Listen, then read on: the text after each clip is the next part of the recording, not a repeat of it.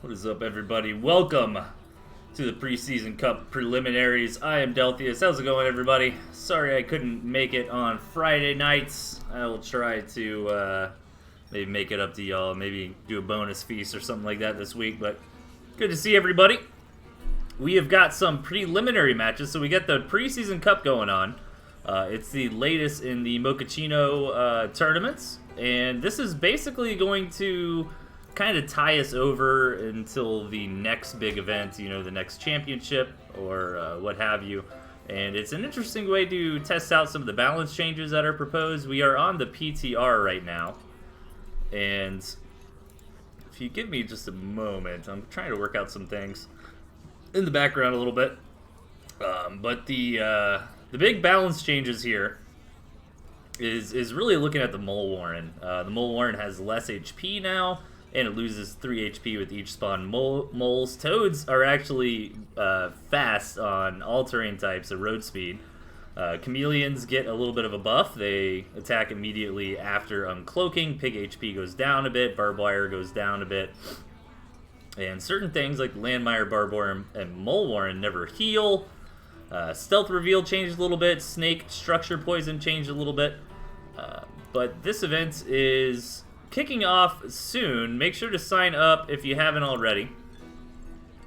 And all the information is in the Discord. It's the same TNT Championship Discord. We've been using this basically for all of Mochaccino's events. And you can find that link if you aren't already there in the Tooth and Tail events section underneath the channel you're watching now. But yeah, sign up, guys. It's going to be a lot of fun. We've already got a bunch of people signed up.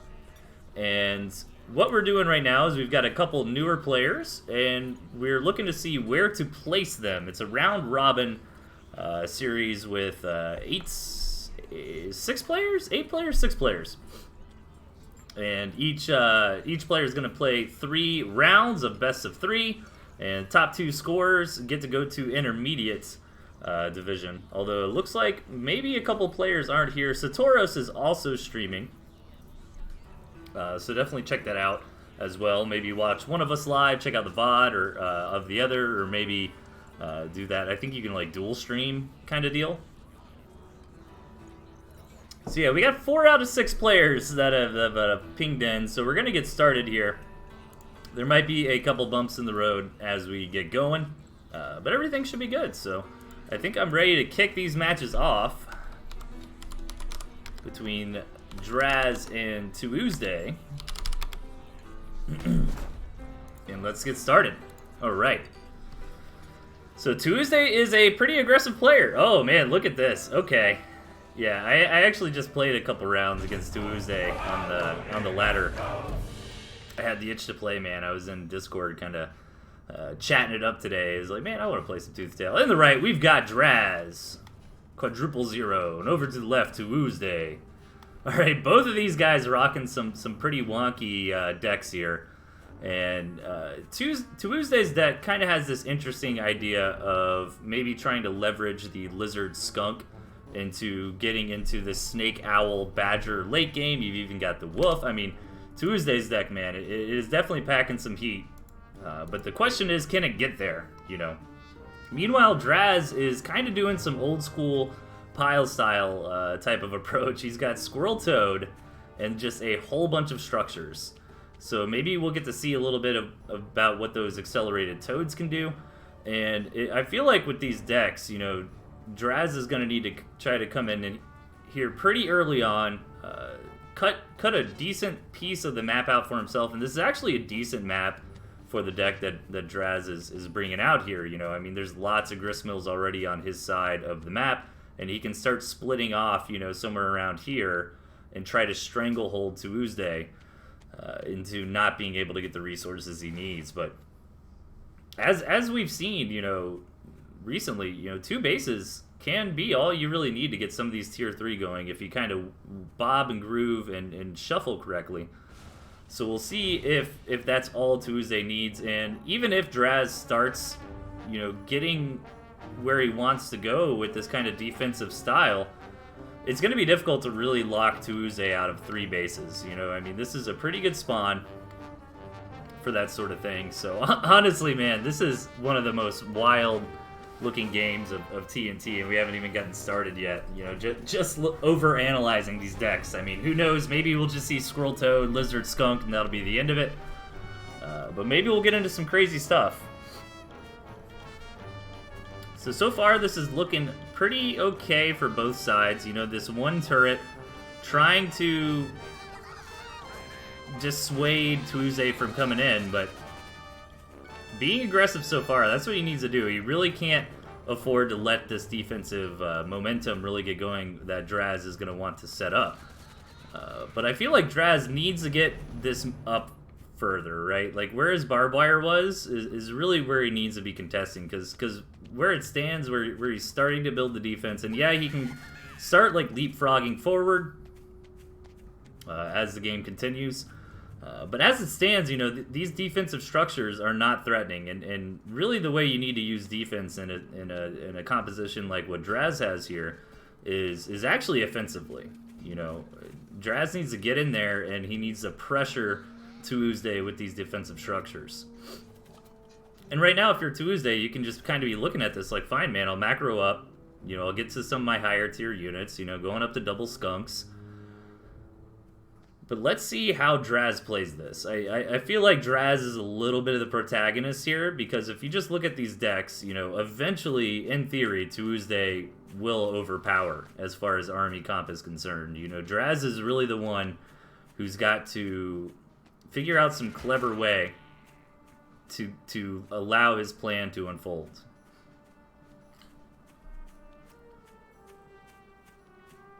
Streaming on Tuesday night at 8 o'clock, man, just like the old days. Yeah, here we go. The Gristmill's starting to move forward. Now Draz needs to slowly start getting up here a little bit more.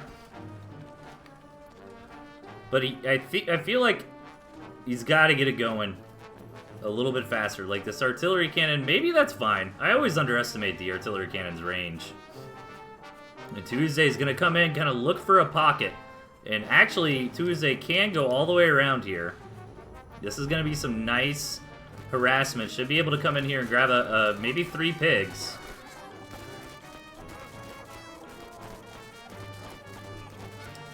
Yeah, tries for the 4th. Gets 3 pigs. Pretty good trade, for sure. And Tuesday has a lot of money here. Needs to start getting into some of this higher tech. And you start macroing up that 3rd base. And slowly but surely, man, Draz is starting to get it set up. Yeah, there's the double owl, and this is what I'm worried about. You know, Draz has a nice defensive position, and sometimes you can leverage this into a victory by doing something maybe like Snake Owl, and kind of having these really cost-effective units that can trade very, very well, or not even trade, to be honest, just kind of deal damage and survive. And build up to that. But the problem is that Draz doesn't have that in his composition. Like, Draz is really, really relying on the defensive structures here to get the win. And I'm getting worried because Tuesday is not being harassed. Tuesday's under no real pressure. Like, yeah, they can't attack in at the moment, but hey, that's fine. I mean, look at Tuesday's deck. It's got triple tier 3 in it. They're not looking to attack in. They're really just looking to power up into this late game. Oh, here we go. This is the big banger for Draz, man. 33 squirrels on the way.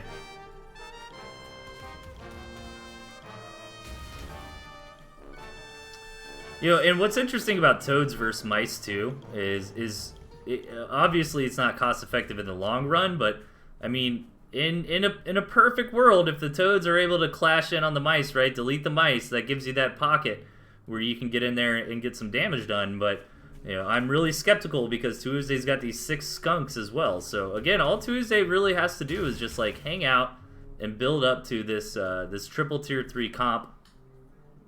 You know, have that badger nice and protected by all the mice. And this is gonna be a weird one for sure. We're already getting to that phase, and if Draz can figure out a way to make this work, I'd be very, very impressed. But right now, this is looking pretty good for Tuesday. And here come the mice already. Now the barbed wire is gonna slow these mice down a good amount. Oh, but barbed wire actually doesn't heal anymore at all. Alright, so that's a PTR change. And we got the fast toad boys. The fast toads, man. I wonder if that's going to be the change that, like, really upsets the game, you know? That's an interesting one to me. I didn't think about that. I like the amphibious toads, you know, but now they're taking it a step further, man. Now we just got speedy toads. And remember, this barbed wire doesn't heal. It is very cheap, though, you know. It's only 10 bucks each. Oh, these squirrels coming in from Draz, but is it going to be enough? The problem is all the gas. Like, I think Draz would have been better off taking lizards over toads while you try this kind of composition. Because if he had lizards here, maybe he could be coming in, you know, doing some harassment there. Always kind of threatening the base race. Like, yeah, you have this mega ultimate army, but as soon as you try to move out with it, I'm going to run around you and try to base race you with the toads and rely on my defenses to slow you down. I mean, that was basically the Pile style, right? But Draz is a newer player, that's why we're in these preliminary cups. So I would be very surprised if Draz knows who Pile is. But great minds think alike, and Draz has a really cool idea here for this composition. And, you know, if Tuesdays was rocking, like, a regular deck, you know what I mean? Just, like, with some Skunk, Falcon, maybe your favorite Tier 3, you know, Squirrel Mole, Squirrel Lizard, something like that. You know, this might be working, but, man, maybe I'm counting Draz out a little too early. He does have a hell of an economy here. And he's finally got the threatening defensive structures put up. And can Tuesday break through this? Tuesday's got to focus in on this fortified position here, but with all these squirrels reinforcing, you know, double Artie just constantly firing in. Oh my god, Draz is figuring out a way to make it work. Mass Squirrel with some Toad, with some defenses, and Tuesday now looks like he's the one who's maybe thinking about a base raid. No, gonna try to come in from a different angle onto these defenses. But Draz is looking for blood. Tuesday already knows that getting another Gristmill up and running, but Draz is just looking to end the game right here, right now, with his army of squirrels. And it's hard to keep track of both, but I think he's actually going to get it in time before that Gristmill finishes. It's going to be very, very close. No, no, no, no, no. Oh, man, he stopped for a minute, but there he goes. Woo!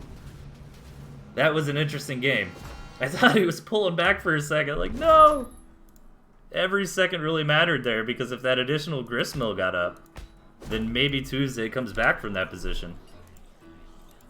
Okay. Let me take a peek. Okay, so Night Slayer has confirmed. I think we're waiting on Darius to check in. Alright, alright. Just trying to keep an eye on that in the background. Man, I can't believe that worked for Draz. Wow. I was getting very, very skeptical, man. But that final push in the bottom right, changing it up again. We've got Draz with 5 Tier 1 and a boar. Let's go. Up top, we've got Tuesday rocking that same triple Tier 3 composition. I think maybe that's what Tuesday's practiced. And this is really interesting. The variety in mindset. You know, how you approach a series, right? So far, it's looking like Draz is like, okay, man, I've got, you know, a few crazy builds, crazy decks that I'm just going to throw in and blindside my opponent. And so far, Tuesday's like, you know what? I've got the one deck that I'm really strong with, that I've practiced with, and I'm going to play that. And honestly, there is no right answer. Like, I've seen players excel with both styles. I always kind of lean on the flexibility. But that's not always the case. I mean, we've seen guys like Araloo and this guy really come to mind. You know, where in their heyday, they were really mainly using like the same at least like 5 core units, and maybe like adjusting that 6th pick. But this is kind of cool when you're so radically changing the compositions between matches like Draz's, because now maybe Tuesday's thinking, okay, he's going to try to set up this economy or this structure style again. I need to, you know, reorient myself to deal with that. But so far, nothing crazy. 8 farm double out of Draz. Tuesday with the 8 farm single into an expansion. Normally this is pretty safe. However, these rush distances are very, very short. Draz is coming out with a single squirrel, just starting to poke. Needs to be careful though. The lizard will definitely beat the squirrel. And he's moving in more. Now he wants to attack the mill, getting a little big for his britches here. Needs to be careful. In these early games, you know, losing just a couple units can really, really snowball quickly. And so far, this has been a nice engagement for Tuesday. Draz floated a lot of money during that, and Tuesday's already getting that second base up and running. But let's see if this cavalcade of tier 1, you know, is he just going to go for a one base all-in, building a little bit of everything? Needs to be careful, though. You know, these lizards will just dominate these squirrels and put Draz farther and farther behind. And, you know, Tuesday, I think he was building a farm, but he sold one off. And this is the problem of running only lizards, is if your opponent shows up with toads, you can definitely have a bad time, or even, you know, 2 to 4 chameleon can make a difference, but it's only 2 toads here so far. Gonna need a few more than that. And you can micro and try to get the toads to explode, you know, not on your entire lizard pack, but it's definitely easier said than done, and if you over micro there, you can take a lot of damage and lose a lot of units in that process. But so far, Tuesday has not committed to any farms on this mill. He knows the situation, knows that this is very tense, definitely respecting the push. And Draz, man, alright, let's see some moles. It's the only thing missing here. There's the expansion. Oh, man, and if Tuesday just stays on all these lizards, Draz can sneak out a boar warren, you know. Alright, needs to be careful with this toad. Does not want to let this toad blow up. There it goes. But maybe it's okay. There's still a lot of tier 1 here for Draz. But I think Tuesday's got the critical mass of lizards here to just run this over. These pigeons really not helping in small numbers like this. Yeah, nice decision there from Tuesday to go in. And yeah, you really, you know, 1 or 2 toads is not going to cut it. You need a nice group, you know, 3 or 4 toads. And this is how quickly things can change, as now Tuesday is beginning to do critical damage here to Draz's main. And honestly, like, Draz just is going to have to tap here. You know, they've still got a lot of money in the bank, but just losing so many warrens like that. We're only at the 4-minute mark, so Tuesday's still got plenty of times on 8 farms. Oh my god, Draz. Dude, I love this player already. Oh, he's giving it away a little bit, though. He's giving... Oh, that lizard caught him. That lizard caught him. He shouldn't win this base race anyways. But if he got, like, 6 moles together, I'm not enough of a mole player to know the math, but, like, maybe 6 moles could have got into that mill. That was, like, the perfect little spot, too. Nice try. But Tuesday was some solid play. Keeping his eye on what his opponent's doing, building up a bunch of lizards. Able to take that one.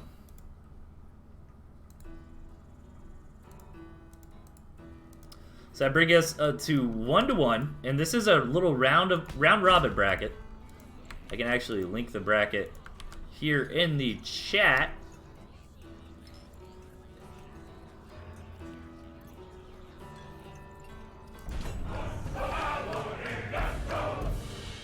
Okay, spawning in the right side, we've got Draz doing an impression of the player to the top left, Tuesday. Snagging basically the same deck, except for switching out the Badger for the Balloon here. And Squirrel for Lizard. Lizard for Squirrel, rather. Oh, wait. Squirrel for Lizard. Yeah, I said it right the first time. I can't doubt myself, man. Okay. Again, both of these decks here are definitely decks that have high hopes. You know, they want to skirt through the early game, skirt through the mid game, and get to that big chonky late game with lots of tier 3 units with the snakes. You know, the owl snake composition is very strong. It's hard to deal with. One of the best ways to deal with it is not letting it happen, in my opinion. It's kind of one of those things. It's like Protoss and Brood War, you know. People will be theorizing, well, what do you do when Protoss has mass carriers? Well, you don't let them get to mass carriers. That's what you do, you know. So I think these kinds of strategies can... By the way, we got a 5-farm triple out of Tuesdays, and did Draz scout it? No. Nice little bait and switch there from Tuesday, showing, oh yeah, I'm just going right up to 8 farms, and then selling into triple tier 1 here. Strawberry in the house. What's up, man? Good to see you, dude. We should do some casting together sometime. Strawberry is one of the OGs, even more OG than me. Alright, big attack coming in from Tuesday. I don't think... Did Draz ever actually scout it? I believe so. It looked like his last scout, he did see that a couple farms were sold. And yeah, there was some damage dealt there. However, in my opinion, maybe not enough. Actually, trying to go into Tier 2 from this position is a little bit bold. But you gotta keep in mind, you know, Tuesday's only on 5 farms. So, yeah, you got that Warren, but he needs a little more damage. And with these squirrels on defense here, I don't think he's gonna get it. This is looking pretty good for Draz. Yeah, Tuesdays realizes it's over, gonna go home. Honestly, I think you should sell one of those. Yeah, get the farms going again.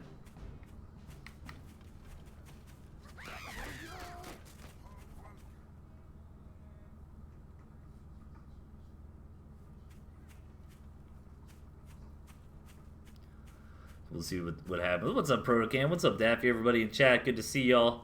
I appreciate y'all tuning in on a Tuesday night. Not exactly regular time for me. But we're starting back up tournament season, guys. This is the preseason cup. It's going to be kind of a shorter event that is planned to just last, I think, for like a few weeks here at the end of the year. We're going to be playing on the PTR, testing out some of the balance changes. It's a lot of fun. Definitely sign up if you haven't already. Ooh, losing the commander there.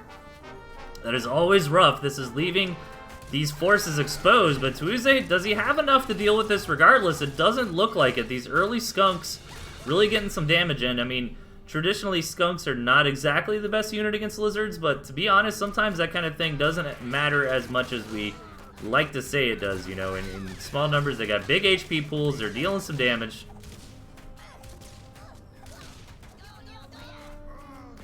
And the skunk is just essentially tanking. Like, yeah, the skunk gas is nice, but the lizards can bob and weave out of it a little bit.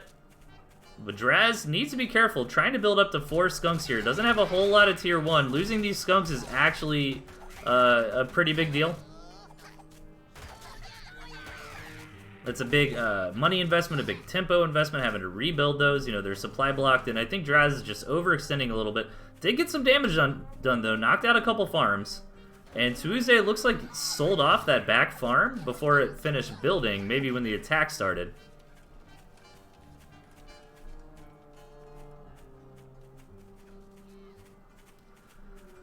So, let's see. Oh, I like this a lot from Draz, man. Just selling off those skunks, building more and more squirrels here. Sometimes this is all you need. Just build up a lot of tier 1. They reproduce very, very quickly. You can get some more out. They're kind of cheap and cost effective. But lizards just kind of rail squirrels in similar numbers as we see here. You know, I think Draz tried to be a little bit too aggressive, a little too quickly there. You know, I think that big squirrel switch was the right call, but needed to wait just a little bit longer. You know, now he's starting to give Tuesday some breathing room, but will it matter is the question. Ooh. All 4 of the starting farms for Tuesday were the farms that were still there. That's something that is interesting to think about in situations like this. You know, like when you lose a pig, was it a starting pig? You know what I mean? Because if it was a starting pig, then it wouldn't have been as big of a deal. Like, Tuesday could have still had 3 farms going right now, and instead is down to 1. So this is kind of the last hurrah here for Tuesday, man. Gonna save up to these 15 lizards and swing. He's tapping all, man. You know, Draz has got that second base up and running. He's working on double tier 2 here. How is Tuesday going to do this? Honestly, so much damage got dealt earlier on. Like, Tuesday's 5-farm triple attack really didn't get the returns that he was looking for. And then the follow-up attacks from Draz, you know.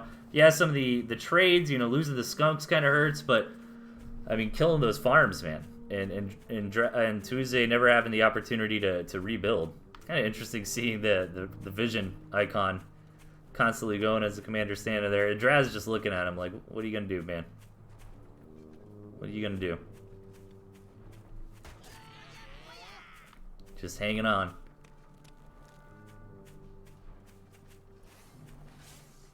Okay, so I'm not sure if Darius and Knight are in position ready to roll for the next match. And here we go. This is it for Tuesday, man. This is the last stand. But all the skunks so tanky. Tuesday is gonna have to tap, and Draz winning his first match here. Keep in mind that this is round robin. So all the players will play 3 times regardless. And okay, Ratan will replace Darius.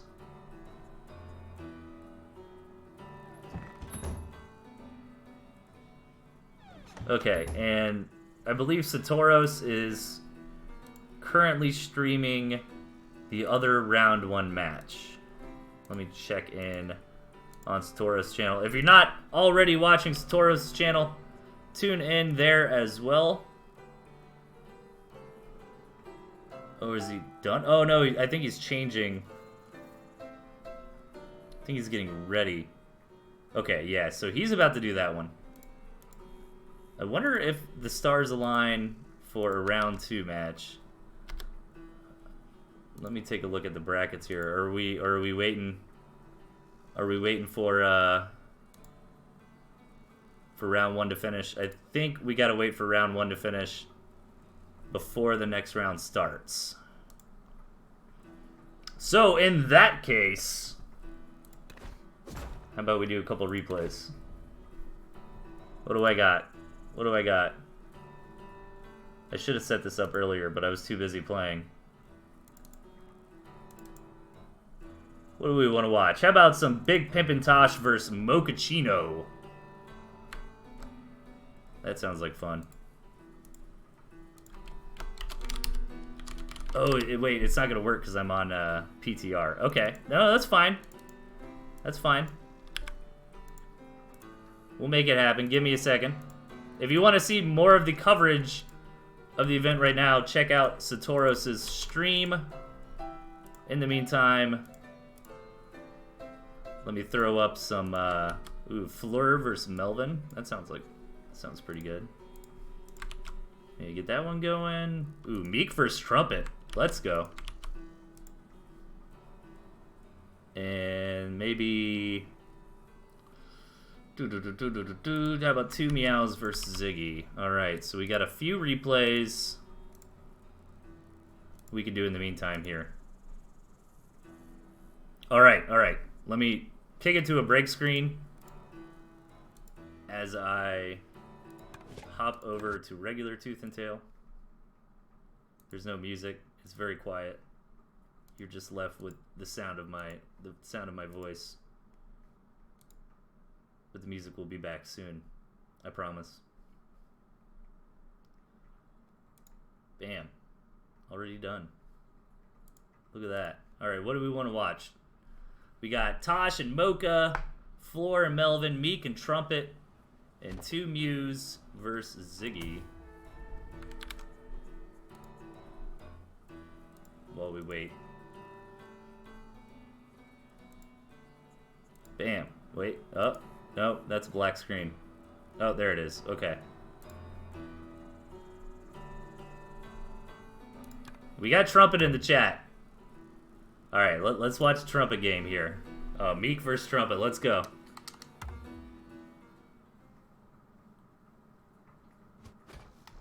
Okay.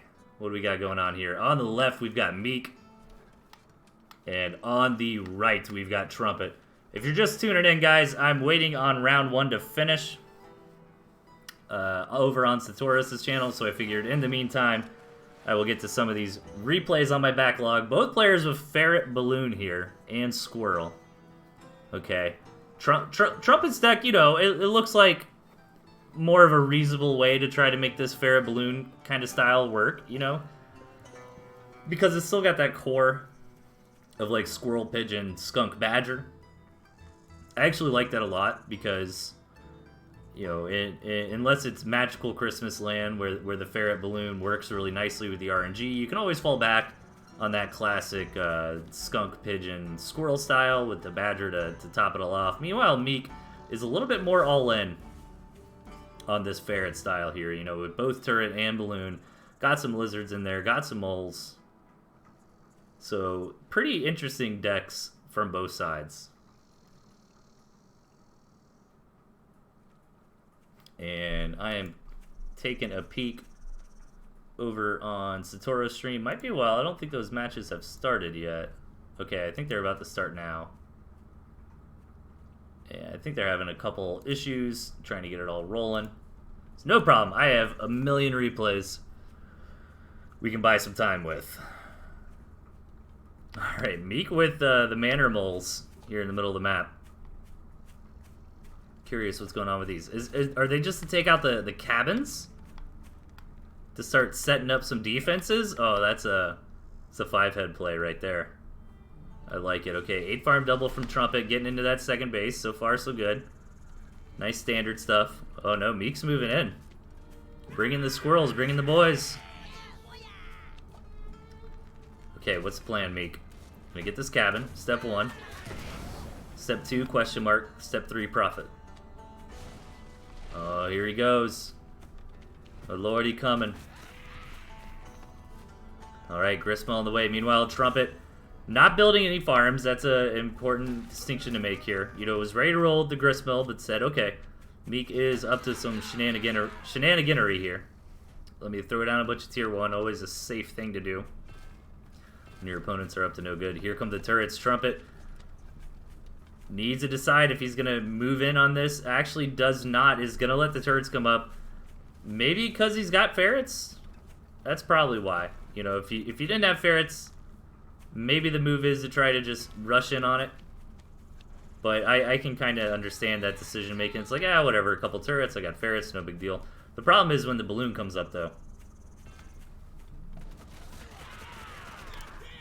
And balloon number 1 is on the way. Meek wasting no time here. Even with the proxy ferret Warren.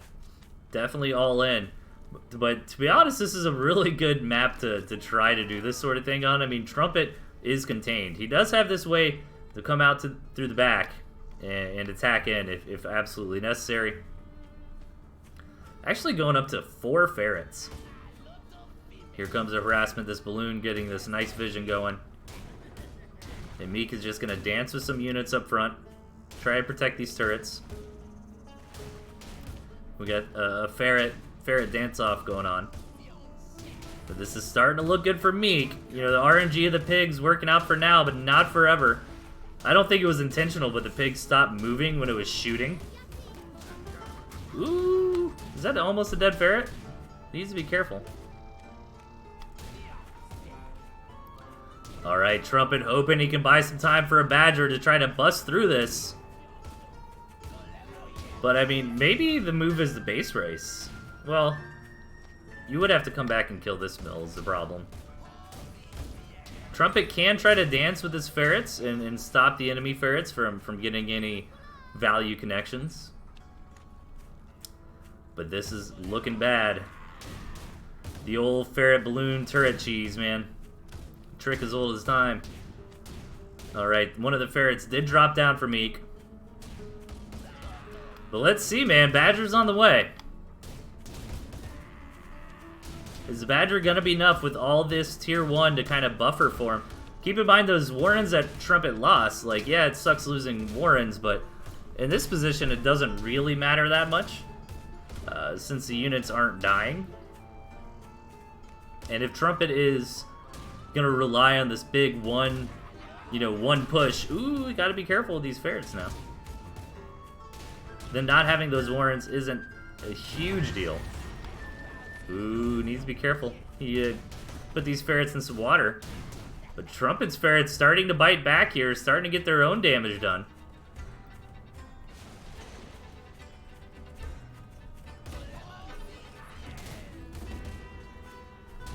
Meek selling off those turrets, realizing they're not long for the world. Ooh, that balloon gonna shoot you down. Alright, so now it's only a single balloon. And Trumpet's got a hell of an army put together. So that is a lot of squirrels from Meek. Here we go. This is the moment we've been waiting for. Can the Badger break through here? Nothing else to really have to go through. The Badger is staying alive for now. But a lot of the supporting units have gone down.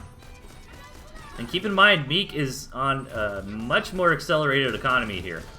We are at the 6-minute mark, so those main bases are starting to fallow out on the farms. But man, a Badger with some pigeons and some good micro can definitely make some dreams happen here. And I mean, this thing is just unkillable unless you have the critical mass to strike it down immediately. And yeah, it looks like this Badger will allow Trumpet to get victory in this match. I mean, Meek's just got nothing left.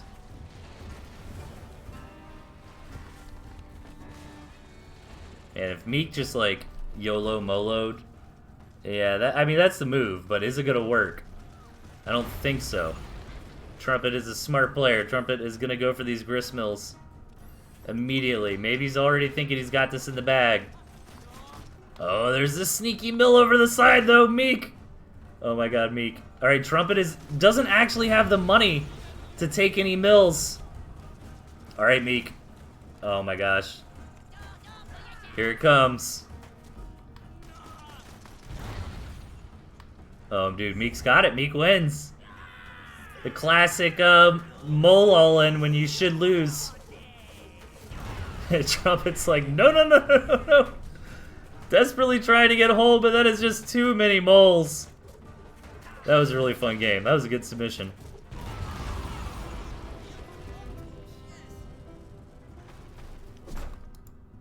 Okay, it does look like Rattan subbed in for Darius. Darius wasn't able to make it, and their matches are underway. They're in their first match right now. So it looks like we've got some time for some more replays here. See, I'm giving you like a mini feast for missing Friday. So there you go. Nobody can yell at me. All right, let's see some Tosh versus Mocha.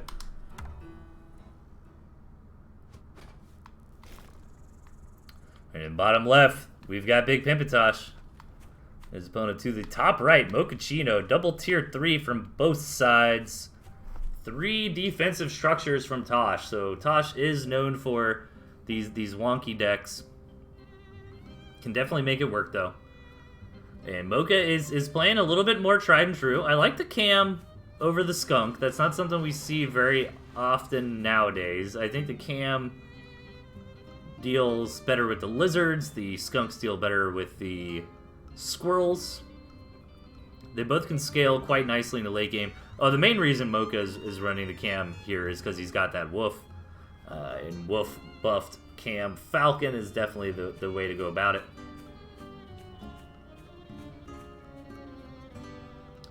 And meanwhile, Tosh, you know, the wolf is kind of interesting from his point of view. I think the snake is what we should see in that slot.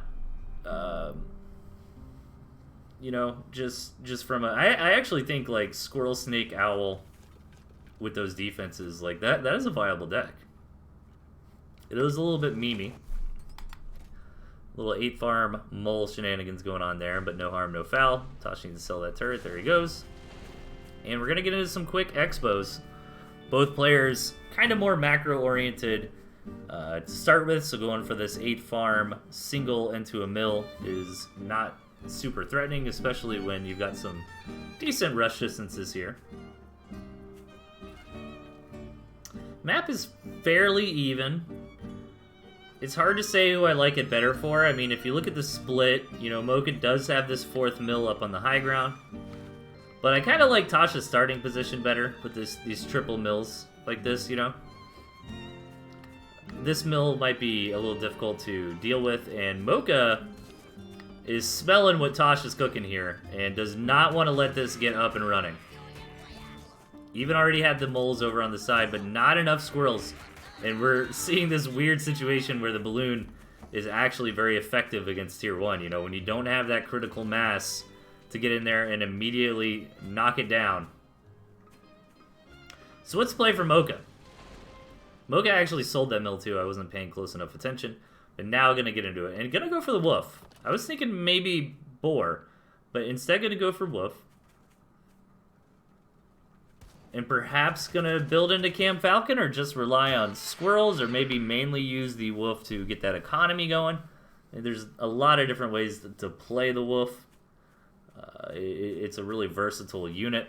It doesn't scream like timing attack like a badger or a boar does.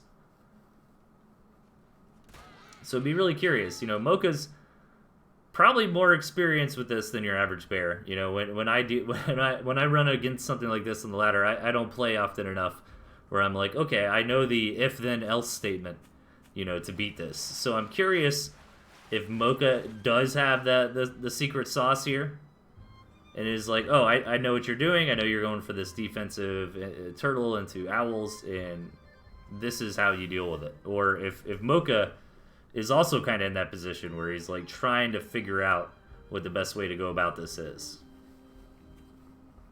But what's alarming to me is Tosh has taken a large economy lead, and Mocha is aware of it. Mocha knows that he's down several farms right now, and just trying to slowly kind of wean him in. I think selling off a squirrel war in here to get those extra farms up and running a little bit faster might be a good play. I think when you've seen all this defense out of Tosh, it's a pretty safe assumption that he's not going to attack immediately. And here is the fruit of the labor here from Tosh, getting into triple tier 3. Now, what Mocha's bringing to the table, though, like, I actually think can go toe-to-toe in the late game with what Tosh has, right? The Wolf Owl is not the best pair in the world.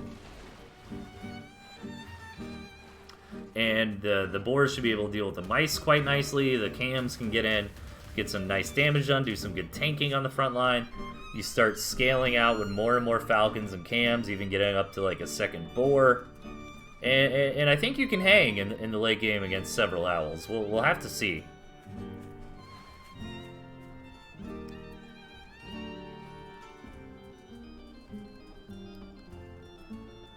And we've got some bangers so far as far as these replays are concerned. Let me take a look at Satoros' matches. It looks like game number 1 just finished.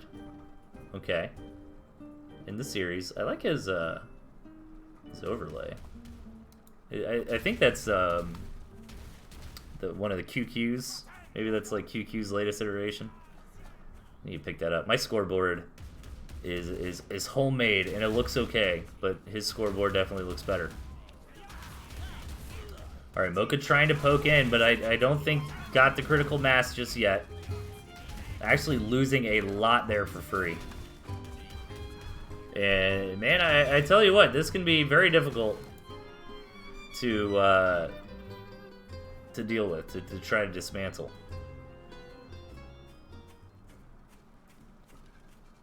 Going up to lots of farms here is Mocha.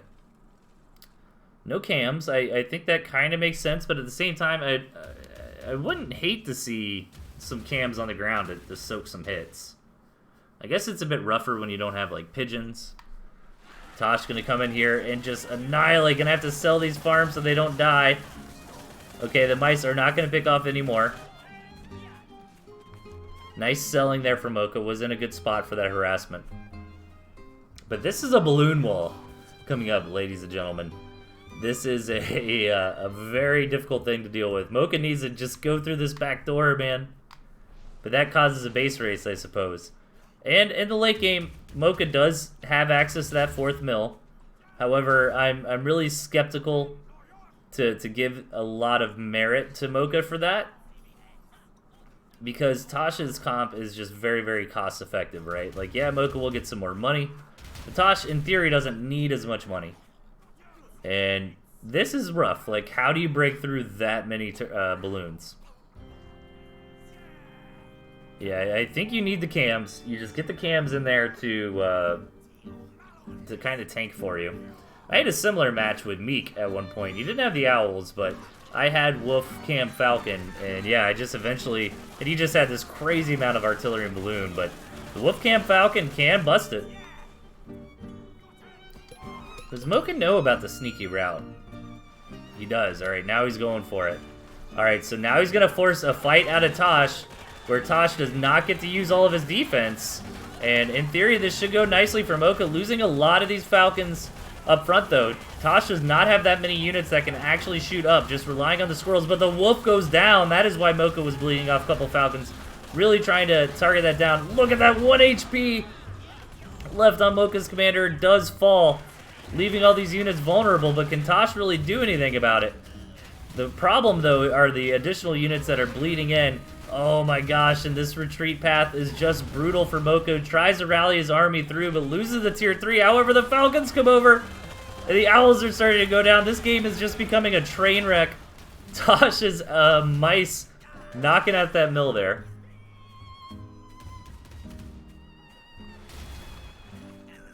This is a silly game. Alright, some more tier 3 on the way for both sides. Now, Mocha does have the better economy. Oh man, that Artie. Oh yeah, that Artie probably just killed that mill. What was I thinking? I thought the mice did. Nice job knocking that out. I am starting to fast forward just a bit. Oh my god, are these mice gonna get the mill? They've already gotten so many pigs, the mill might go down. No, it's at like 1 HP.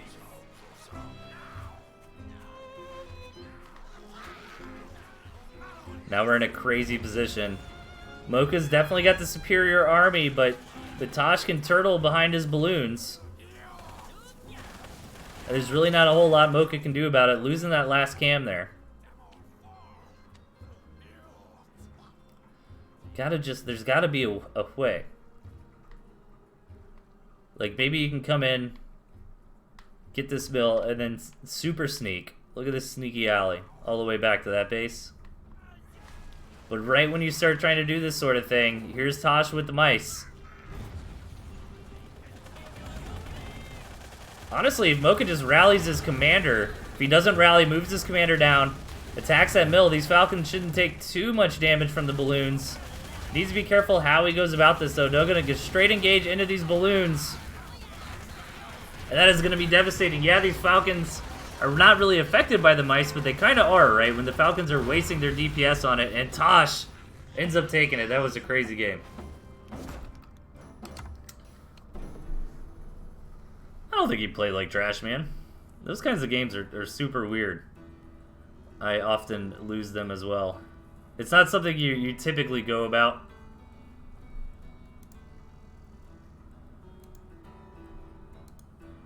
I don't mean it like that, man. I don't think I was being mean. Was I being mean? Try not to be mean. It's really easy when you have the whole view of the map, you know what I mean? Compared to when you're in the heat of the game. Alright, how is the other match going? Looks like Night Slayer is up 1-0. But Rattan is definitely fighting back. Lots of lizards and skunks. Okay. So I think, what else do we got here? We got 2 more. Let's take a look at Floor versus Melvin. While we wait for the last match to finish here. In the bottom right, we got Floor, Delthius, and the opponent in the top left, Melvin Fro. Man, I'm seeing some really cool decks today. You know, in the preliminary matches that we saw. Just looking at my deck here, I know it's gonna. Dude, here's what I think Fleur's gonna do. Right, Fleur's gonna try to build a couple turrets, try to dissuade Melvin from attacking, sneak out a Badger, and YOLO in there. Look at this. Oh man, all tier 1 plus the Badger. Let's go. Yeah. Floor is all in on this Badger idea. Meanwhile, Melvin, I like Melvin's comp because, you know, Melvin's relying on like Squirrel, Skunk mainly, and Falcon I suppose too, to basically be those like core units to kind of make way for some of the other nonsense, you know. Like I don't think you could call like Boar, Fox nonsense per se. Especially not Boar, I suppose. So yeah, I want to rephrase that. I think it's more like Squirrel, Skunk, Falcon, Boar. You know, it is like the core here. And then Melvin's got the Ferrets and the Fox to get that value, to poke in if the situation or the map dictates that it's possible.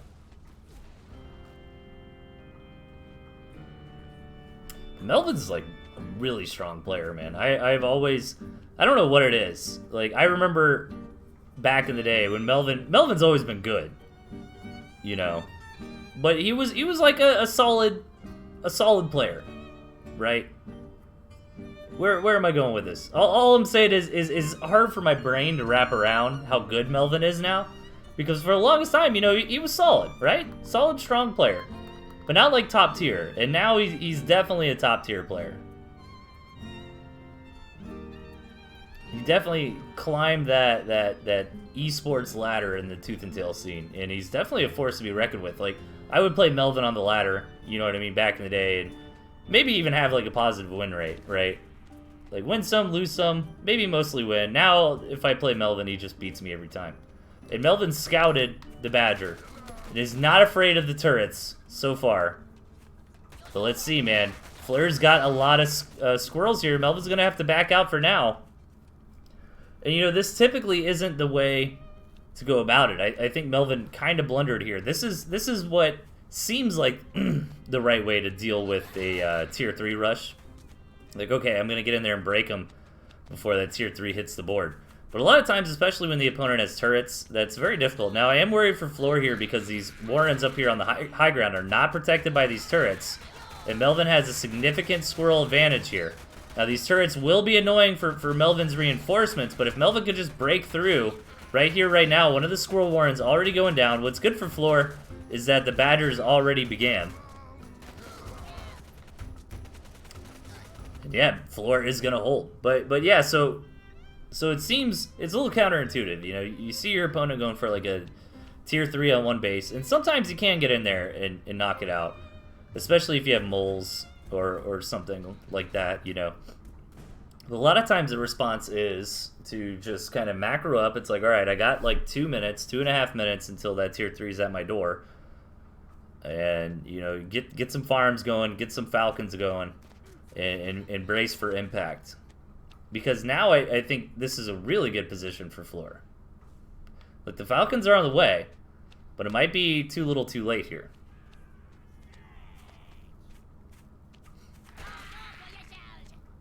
And the Badger is just one of those units, man. You micro it right, and it will just snowball through everything. But let's see, does Floor have enough supporting units to actually get it done here? Only a few pigeons to heal the Badger, but the Falcons are going down, and yeah, I mean, such a large HP pool from the Belgian. Melvin already knows what's up. Taps out. And Floor takes it with the old turret Badger one base. I love to see it.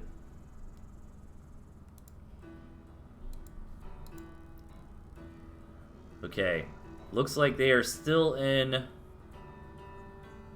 match 2 of Rattan vs. Night Slayer.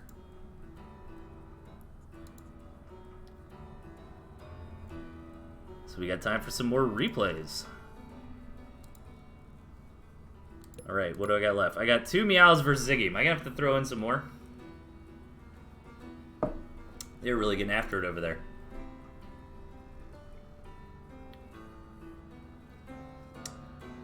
Rattan's got 4 skunks. I can't just like I just want to cast the game that's happening.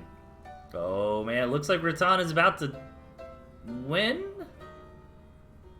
So yeah, they're gonna go to game 3. Okay, alright. Real quick, we got one more here. On the left side, we've got Ziggy. And up top to the right, 2 Meows. That's QQ, isn't it? Pretty sure that's QQ.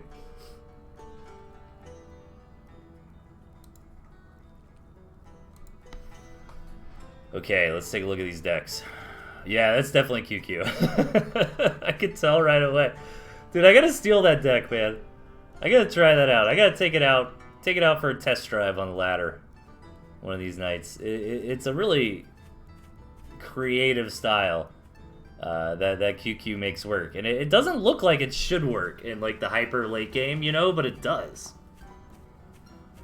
I mean, ferrets can get absolutely bananas when you get up to like 4, 6, or 8 of them. You know, lizards are just always nice to have in the pocket in case things go wrong. I mean, you could just straight up mass lizards and not build anything else. You can try to base race with them. You can threaten flanks. Very versatile unit. And the boar-fox combo actually works out quite nice. So kind of what QQ's looking to do here is cut off a nice piece of the map, you know, with the barbed wire, with the balloons, and use that as a staging point to just poke you to death with Fox Ferret. And if necessary, can always just build that boar and go in, or, you know, build lizards or however else wants to go about it. Meanwhile, Ziggy's just got more of a nice deck here. You know, I think the cams are not as popular these days, but can definitely still work. Cams are in an interesting position because, in my opinion... Oh, actually, 2 Meows came in for the rush here. And Ziggy's going to take some hits. I wasn't looking super closely at the opening builds, but I think he just went 8-farm double and just kind of came in for that poke. And Ziggy, you know, with his warrens over here, just kind of wasn't in the right place at the right time. Oh, man. QQ even picking up a couple of those pieces of wire there. And bringing out the ferrets already, okay. Where was going? Oh yeah, chameleons, I feel like chameleons are an interesting spot, right? For a few reasons. Like, lizards and barbed wire are popular. Those are units that chameleons excel against. But snakes are also popular, which chameleons do poorly against. And that's it. That was my entire point. Thanks, Delthius, for the tooth and tail wisdom. You're welcome. Alright, ferrets on the way here. Snakes as well. And ferret versus snake, I kind of favor the snake. You know, if they can get in close enough, you get that 1 stack of poison. And that's about all she wrote. Meanwhile, the ferrets have a difficult time ever landing a shot on the snake.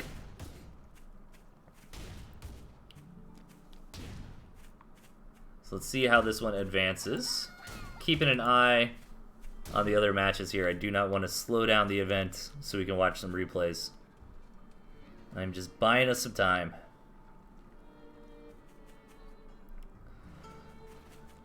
Reaching into my old bag of replays here. Alright, we got a boar on the way. Ziggy does scout it.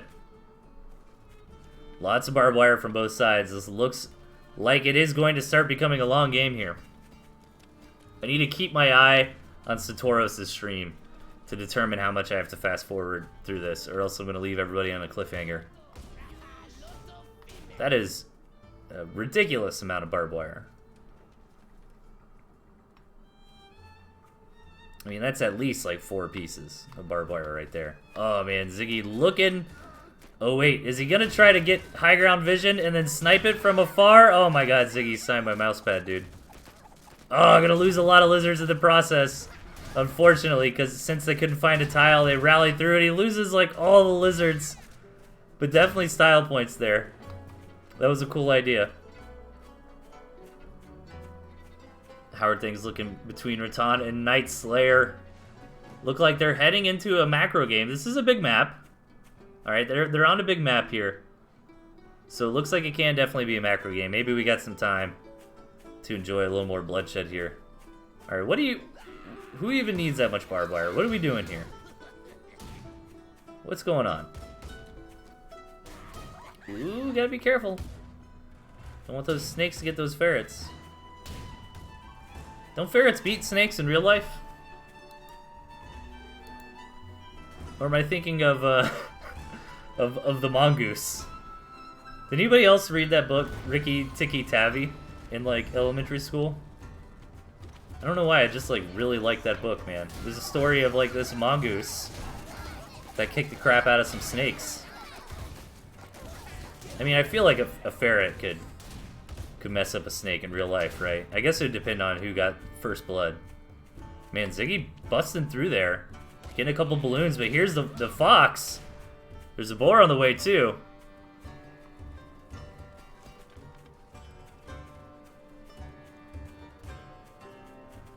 Like, out of all the Tooth and Tail units, what is, like, the real-life winner? I guess the boar? Right? Like, I was gonna say the fox. Like, fox could definitely kill a snake, chameleon, ferret, any of that kind of thing. But no, man, I think the boar. If we did, like, real-life Tooth and Tail, the boar would just obliterate everything. Ooh, that's a lot of green here, but trying to bust through this absurd amount of barbed wire, Ziggy is going to have to back up. This Fox trying to get some value, but lizards and chameleons are not exactly the units that Fox wants to fight. Getting some more Toasty with the boar. Toasty roasty, but that single snake is going to kill both of these tier 3, man. Nicely done from Ziggy there. This is a weird game. Tonight's been nothing but weird games. Have we seen a regular game yet tonight?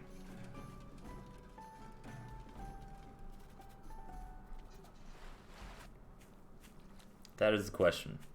I think the answer is no. Alright, I do need to fast forward this. It seems like it's going to be a long one here. Who's winning? It's kind of hard to say. I mean, this is a lot of barbed wire. But the barbed wire is really what's keeping QQ in this.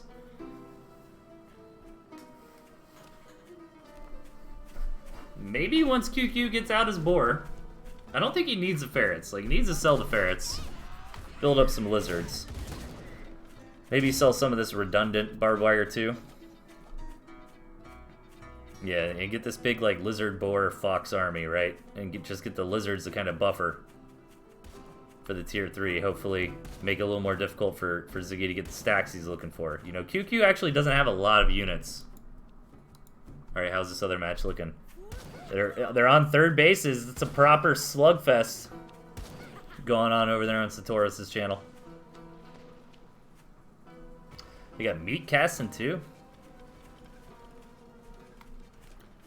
Why am I not following him on this account? I think I'm following him on my other account. Bam, there we go. We got the Satoros follow. If you are not following Satoros, you should be.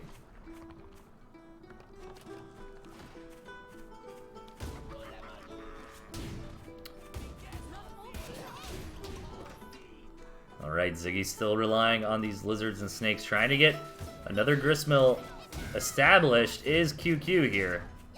But I just don't feel like QQ's got the meat, you know? He's all sizzle, he's no steak here. He needs... He's starting to build up to those lizards, but really doesn't have an economy anymore. Like, desperately trying to take another base, and as you can see, Ziggy is just making sure that doesn't happen.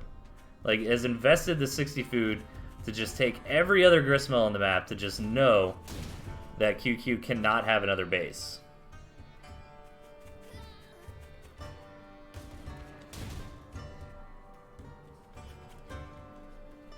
Let's see if QQ can pull a rabbit out of the hat here. Yeah, he needs to sell off some of this other stuff and just build up some lizards, man. And I think he's got this. Neither player has an economy anymore. Still gonna try to poke around with the fox. Get whatever he can. Yeah, start selling that wire. You know what I'm saying? Oh, he's actually starving. Okay, but he does have this one farm that was taken out earlier. So we can kind of wait and build that. Just gonna go ahead and take it now. Ooh, that is rough, man. 60 food down the drain from Ziggy keeping those cams there. That was a really smart play from Ziggy. But I think this army from QQ wins this? I mean, it should? Ooh, getting this poison stacks on the fox. I think 2 is not enough if it's at full HP. And that is going to be it. I think Ziggy taps from here. But another crazy match for your halftime entertainment, I suppose. Alright, things are getting crazy with on this Toro stream right now. We got some artillery cannon being built. 9.5 minutes into Rattan versus Night Slayer over there. A nice victory from QQ for definitely another weird game. Alright, that match has got to be ending here shortly. So I think what I'm gonna do is go ahead and get back in position on the PTR. Maybe use the restroom, grab a drink. I'll throw up that screen. And we'll get ready for round number 2. Coming up momentarily. Up back on that PTR.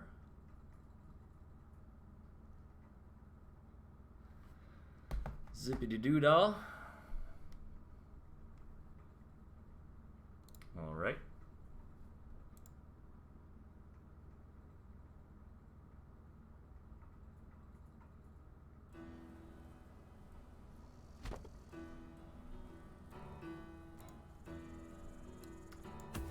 And we are back in business here. There we go. Let me get my lobby up and running again.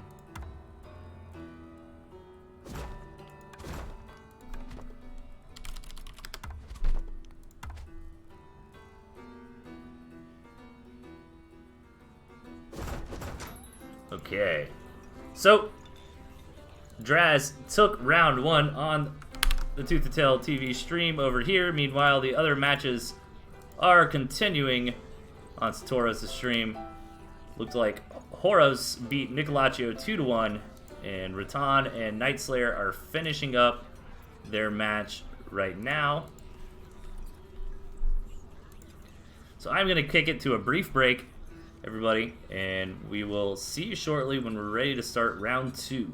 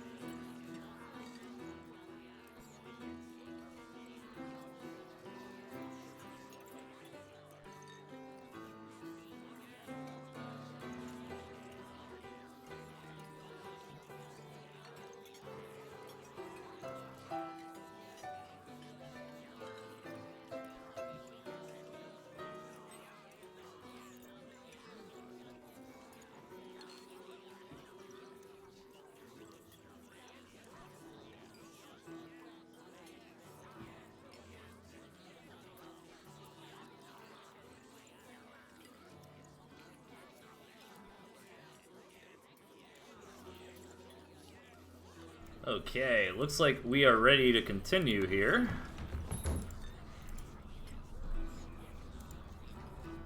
Alright, how about we get Tuesday and Rattan to hop on in and keep this thing moving. Again, appreciate everybody hanging out. Looks like we got good viewership on both channels here, which is awesome.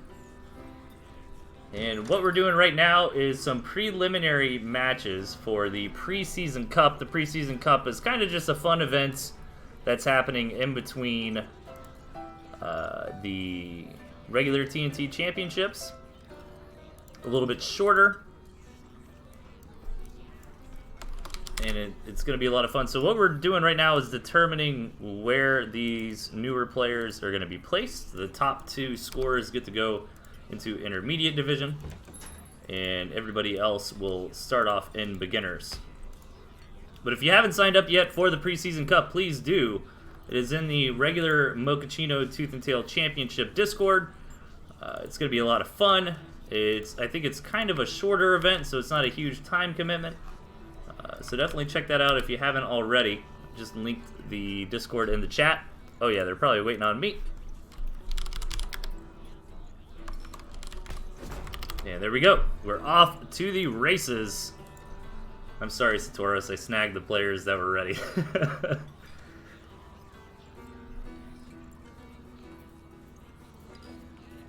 Okay, so we were back to the actual matches here. Well, we got to get into some fun replays. Those were good. I enjoyed those. Thanks a lot for those submissions. In the bottom, we've got Rattan as opponent to the top left, Tuesday. All right, man. I feel like Rattan beat me in what was it? In the Magnificent 21? I want to say. He beat me in some tournament match. I can't remember. My memory's terrible. Well, it couldn't have been. Yeah, it had to have been that, right? Because he didn't play the previous TnT championship, because that's what we're doing right now. I'm figuring things out. Yeah. Yeah, no, I think I lost my match against Rattan in the Magnificent 21, if I recall correctly. I think he got me with some lizard shenanigans and some like barbed wire and things like that I wasn't ready for. So both players are rushing here, which is kind of funny. Like, neither player scouted that the other one was rushing. They just both went for the 6-farm lizard opening. Rattan played last season under the name Daffy. Oh, okay, so maybe it was that.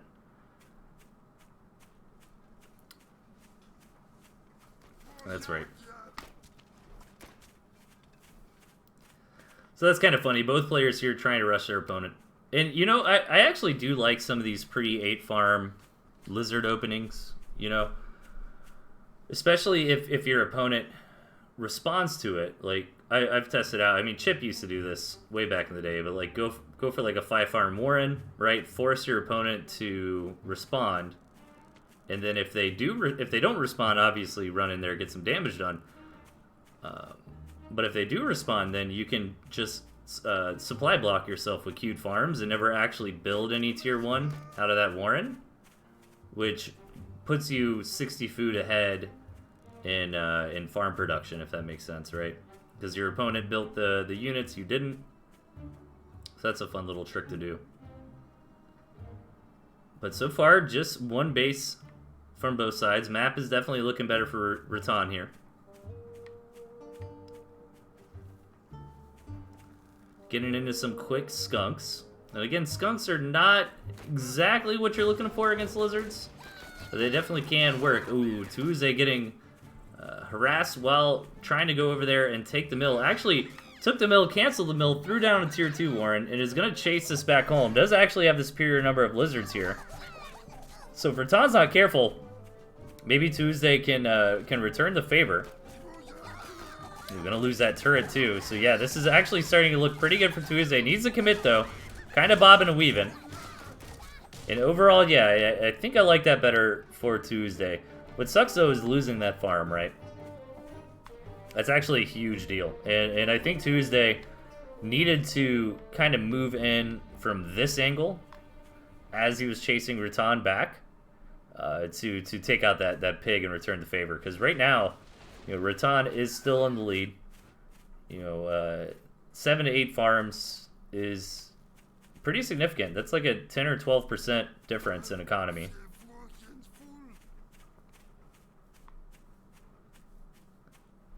But Tuesday trying to go up to double skunk.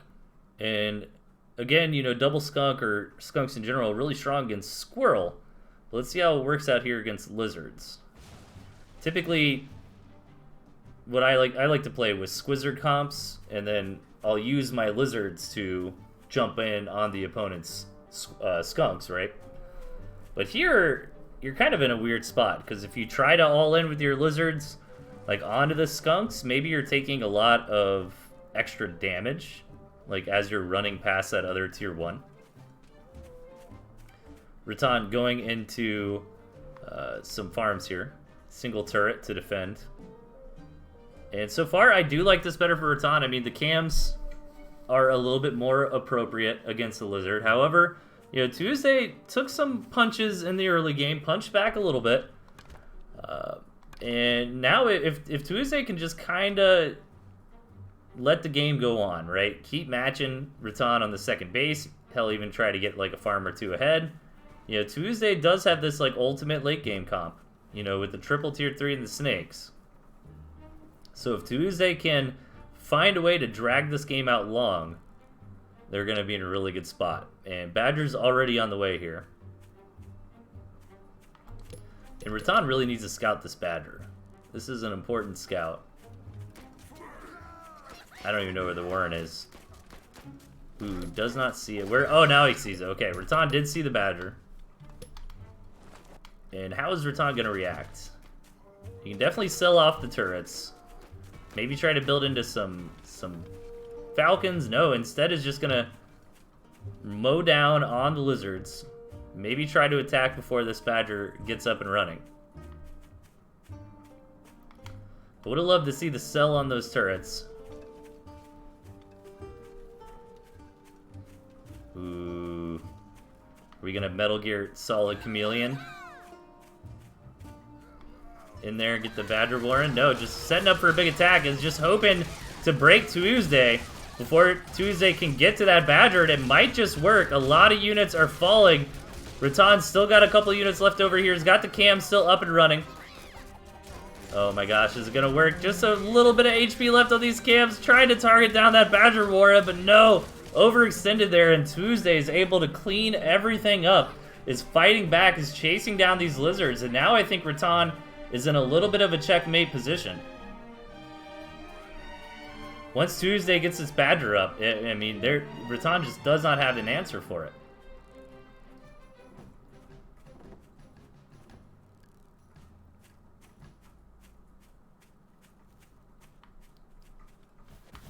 All right, Rattan looking to get some damage done from the side here. And I think this is smart from Rattan, right? Like, try to turn this into a base race. Oh, I was going to go for that Warren, which is a little bit of wishful thinking. The Badger's already here. But this is smart from Rattan, right? Like, try to delay this engagement. Because Rattan realizes they're not going to win the fight. But unfortunately for Rattan, Tuesday wasn't far enough out on the map where it puts Tuesday in this awkward situation where it's like, do I keep going in? Do I, you know, try to go back and defend? And this Badger's just going to roll it over, and Tuesday going to take map number 1 here.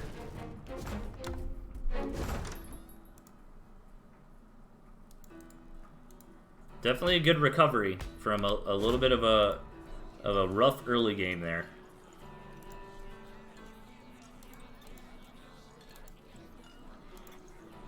It looks like Night Slayer and Nicolaccio is going on over on Satoros' channel.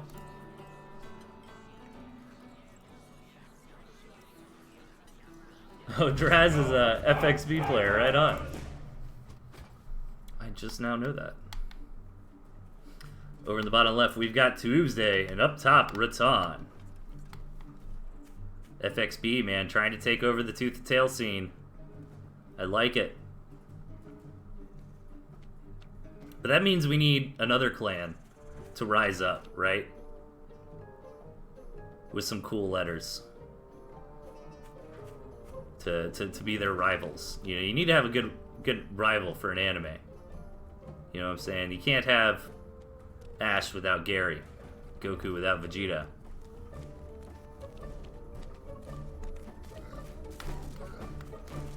Alright, Rattan moving in here. He's taking a quick scout. This map looks okay. I mean, yeah, if you really analyze it, Tuesday does have more bases available. But, I mean, Rattan, I mean, come on, you got 3 bases. That's all you need. So, looks like 8 farm openings for both sides. Tuesday actually going for a 7 farm mill into lizards and to queuing a farm. Meanwhile, Rattan just hasn't really committed to the second thing yet. We're definitely going to see either another tier 1 or another mill. Going for the mill, I do like that. The map is big enough to where that's not super risky. And let's see how they're going to play it. You know, both sides got the Badger, Lizard. Again, Tuesday's got this deck. This is the deck for Tuesday, it seems like, in this tournament. Or at least tonight. And Rattan has changed it up a bit, rocking that turret artillery. And we might have a macro game on our hands here. Both sides kind of getting into it here.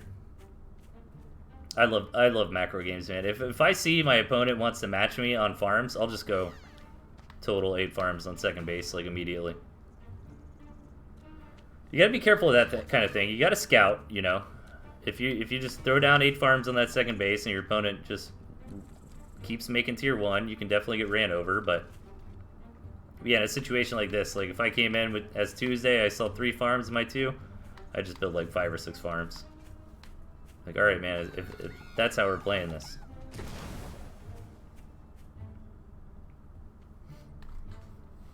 Now, let's see what Rattan can do here. You know, who won? Now, Tuesday did not win their match, right? Didn't Draz win that? Yes. Okay, and Rattan didn't win their match either. So, this is actually a very, very important round here. You're definitely not going to place an intermediate going 1-2, right? Even going 2-1, you might get tied. I don't know what we're going to do about a tie. Maybe just play a tiebreaker. I mean, obviously what you're looking for here is a 3-0. But the only person on track for that 3-0 is Horus. And Horus has got Draz coming up in round 2 for them. And is that the game? Which game is? No, it's Nicolaccio versus Night Slayer. I think Horus needed a little bit of a break. I'm not sure if they're waiting on us to cast it or if they're just playing it. But Draz is definitely no slouch, you know. Team FXB's got Trumpet looking out for him. Tuesday trying to get into some tier 2 this game. Meanwhile, Rattan staying on Mass Lizards and looking to just eco up. And honestly, I like this for Rattan, you know. Taking these trades and all this tier 2 against Mass Lizards is really not what you're looking for most of the time, unless it's like chameleons. You know, things like snakes and skunks are just not the most effective against lizards. So, skunks you can kind of get away with, right? Because they're pretty tanky, and yeah, the lizards move around through the gas, but I mean, the gas is still dealing a lot of damage to the lizard clump. But snakes are not what the doctor ordered in this situation. You know, snakes are really what you want against enemy tier 3. And it's been a while since Tuesday's had the opportunity to go scout Rattan, so I think Tuesday was caught a little bit off guard by just the mass pure lizard coming out of Rattan here. Which you know, if Rattan keeps this up, can definitely pilot this to just a straight up victory here. Now, if Tuesday gets left alone for like a minute, you know, that's all he needs. He's trying to get these owls. Once these owls come out, and the 6 skunks, but I think Tuesday is just really being excessively greedy with the tech here. And if Rattan can identify that, Rattan's definitely got the opportunity to just come in and pounce. But if Rattan doesn't identify it, and that window is closing pretty quickly here, Tuesday can actually make it happen. But yeah, and this is what I was worried about. But look, I mean, all that gas, you know. We like to say skunks aren't good against lizards. I mean, a lot of skunks did die there, to be fair. But Tuesday held on, man. And this wild card, as Mochacheeto pointed out in chat, I mean, after losing all that to that first lizard push, and then the response is to double owl, you know, that's crazy. It's craziness here. It's very bold, very risky. But Tuesday is getting away with it. One owl's not super threatening. A couple skunks are left here. But once this second owl gets up, maybe they have a chance. You know, these lizards are not actually busting through. Now, Raton's got a hell of an economy. Keep that in mind. Tuesday's put together the superior army comp against all odds. But is 2 owls enough mice? I mean, Tuesday's got a lot of lizards too, so I think it is. Especially with the skunks here backing them up. Yeah, that's game, man. Tuesday made it happen. You know, took a very risky decision-making path after that big attack kind of really crippled him.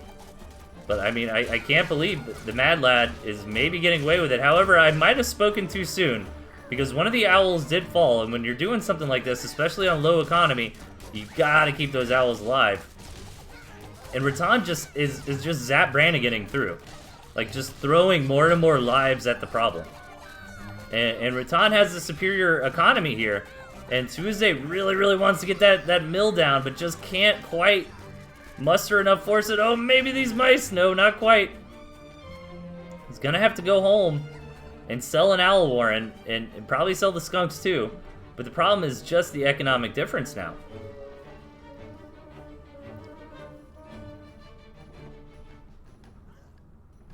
Man, I thought Tuesday would have had it from there, but really losing that owl took a lot of the wind out of the sails.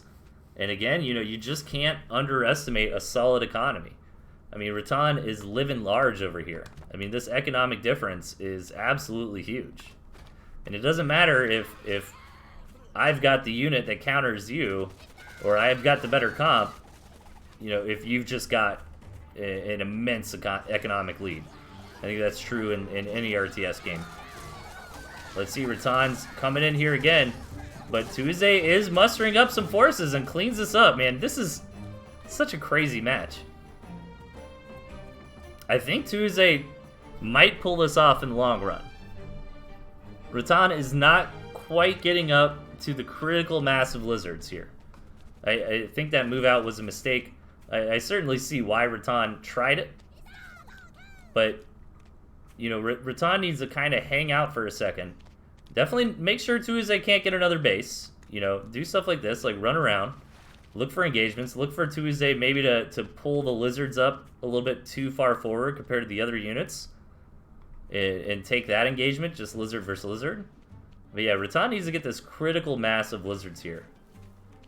To where he's like, I don't care that you have the owl, I don't care that you got the skunks, I just have so many more units than you. Oh, and that is really bad for Raton there. Pulling out without committing.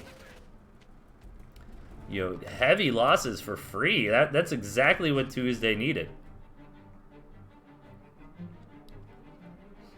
And this is hard to call, but I think Tuesday wins from here. I think those last couple attempts from Raton were just a little bit too fumbled there.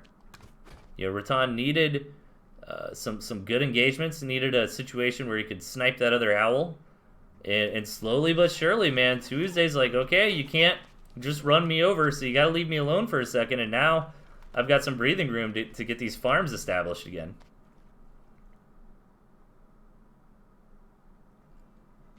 And Raton really needs to find these angles to kind of nip at the heels of Tuesday. Try to fight, try to pick things off where Tuesday's army isn't.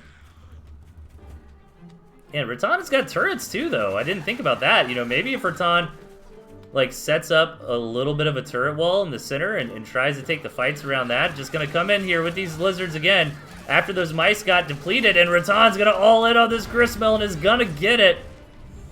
Hamstringing the economy of Tuesday, but losing everything in the process. And now Tuesday has the opportunity to come in here for the counterattack. A couple turrets to stand. Tuesday is not aware of the gristmill to the east. Is going to find that angle in. Raton does not have enough lizards here. Has the same amount of lizards as Tuesday has, and Tuesday has the skunks and the owls as well. Oh my gosh. And this looks like a Tuesday victory. very crazy match, man. I'm telling you, all the games tonight have just been absolutely bananas. Rattan desperately trying to hang on here.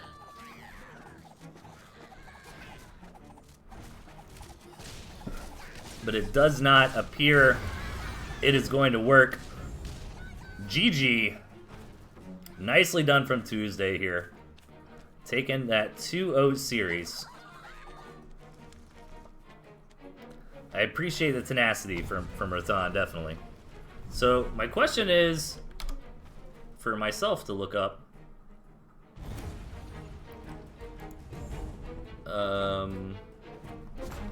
Okay.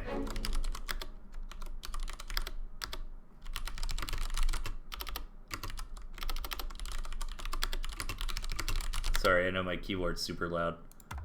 Nice job there from Tuesday. Taking the 2-0. And it looks like they're ready. So we've got Horus versus Draz coming up next. So basically the results of that match means Tuesday is still in the running here. Rattan is 0-2, can still put up a point in round 3 for Funzy, but I don't think is going to qualify. Man, we've been seeing some weird matches tonight for sure. No. Ah!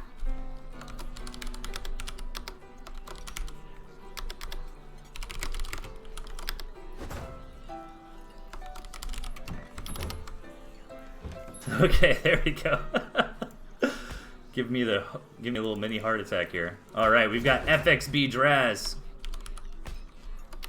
Put that FXB on there.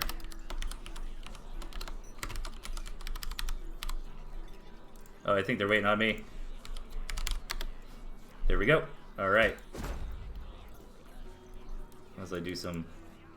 Look at that horrible... I gotta get that other scoreboard, man. Satoros is showing me up, dude. His scoreboard looks way better than mine.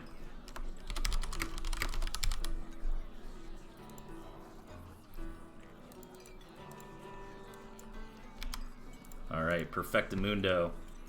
Look at that. Good game. Daffy, aka Rattan. Man, some crazy matches tonight. Everybody's been playing some really interesting Tooth and Tail.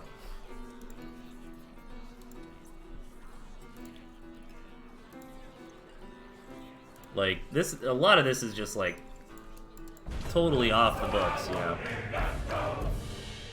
Which is kind of what you would expect from beginning players, I suppose, but it's not in a bad way. Like, these are legitimate strategies and builds these players are coming up with, and it's very creative. Over here on the right side, we've got FXB Draz. Over on the left, Horus the Holy. Okay, so let me take a quick look at the standings. Now, I think Draz and Horus, okay, this is a cool match, are both, they both won in round 1, right? So we are gonna be in a position where there can't be 2 3-0s. Maybe if you math it all out, there couldn't be 2 3-0s anyways. Listen, that's probably the case. But regardless, one of these players is no longer going to be in the comfortable 2-0 position. And 2-0 is the spot to be, right? Because if you win here, even if you lose round 3, you might end up tying or competing in a tiebreaker or something like that to qualify into intermediate. You know, whereas if you lose here, it's like, okay, you're still in the running, but now you have to win round 3. So this is a very important victory in the set. Yeah, when you're behind, you need to take risks, as Mocha says in the chat. Very wise words. That is very true for any RTS game. All right, we've got 8 farm doubles from both sides.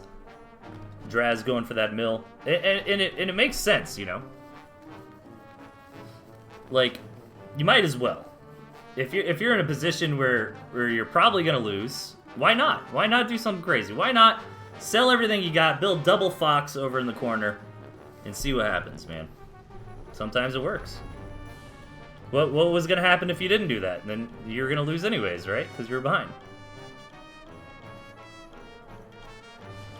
But risks can come in all shapes and sizes, you know. It could be tech, it could be army size, it could be economy, it could be tactics, right? Like trying to do something crazy, like fly your falcons over next to a ledge to try to poke in. It's like, well, I might lose those falcons, but I might kill a couple pigs for free. Alright, so we have a proper macro game on our hands. So far, I like this opening build a little bit better for Draz, but Horus is totally fine as well. Getting into some Toads. And again, we are on the PTR here, where we've got a little bit of Toad love. They are faster. I don't think... I gotta review the patch notes. But I don't think anything else changed with the Toads. I want to see, actually, before I spread misinformation. I think it was just the speed up, but that's actually a huge change. Yeah, it was just the speed up for the Toad. Okay. I was making sure it wasn't like anything with the HP. But that's an enormous change. I mean, look at these Toads, man. They're zoomers. And for a unit who's a kamikaze unit, right? Like a unit who's trying to connect in, blow up the opponent. I mean, speed is everything. The fast Toads could make the difference between, you know, two or three of your 6 Toads connecting. Now all of a sudden 4 or 5 of your 6 Toads are connecting. And Horus looks like he's posturing for some aggression here. Good scouting for both sides. Both players are kind of looking, all right, how many farms you have?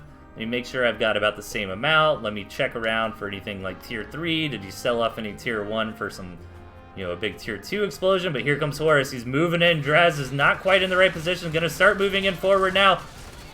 Horus keeping his Toads in the back and just slams them into that entire army. Was it cost effective? I'm not sure, but it was really cool to watch. I love Toads. And big Toad explosions, the Chad Toads, as I call them. They are awesome. My favorite thing, you want to make me happy with the replay submission? Submit a game where you take out gristmills with Toads. Like that's what I want to see. That's the kind of content we're looking for on the feast.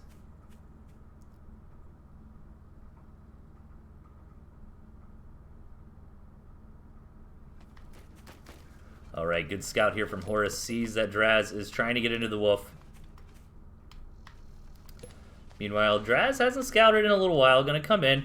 But this phase of the game, it actually gets difficult to scout. It's no longer really straightforward. You kind of got to find a way to sneak in, you know, like scout like that or something. Because otherwise the enemy army will just kill your commander. Alright, let's see. Toadsma goes. Horus trying to look on him, but not getting... Kind of getting some awkward pathing with the Toads. Finally getting the connections they were looking for, but Draz's skunks just annihilate everything. I think that was a little bit of a mishandling there from Horus, and good abuse of this terrain from Draz. You know, positioning his skunks like over here on the other side of that double high ground. Kind of confused the AI of Horus's units a little bit. You know, some were trying to split off this way, some were trying to go around that way.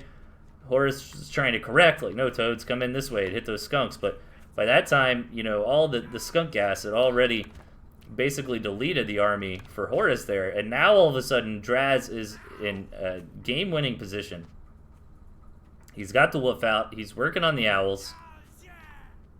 But Horus is trying to batten down the hatches here. Is aware that the tier 3 is out and about.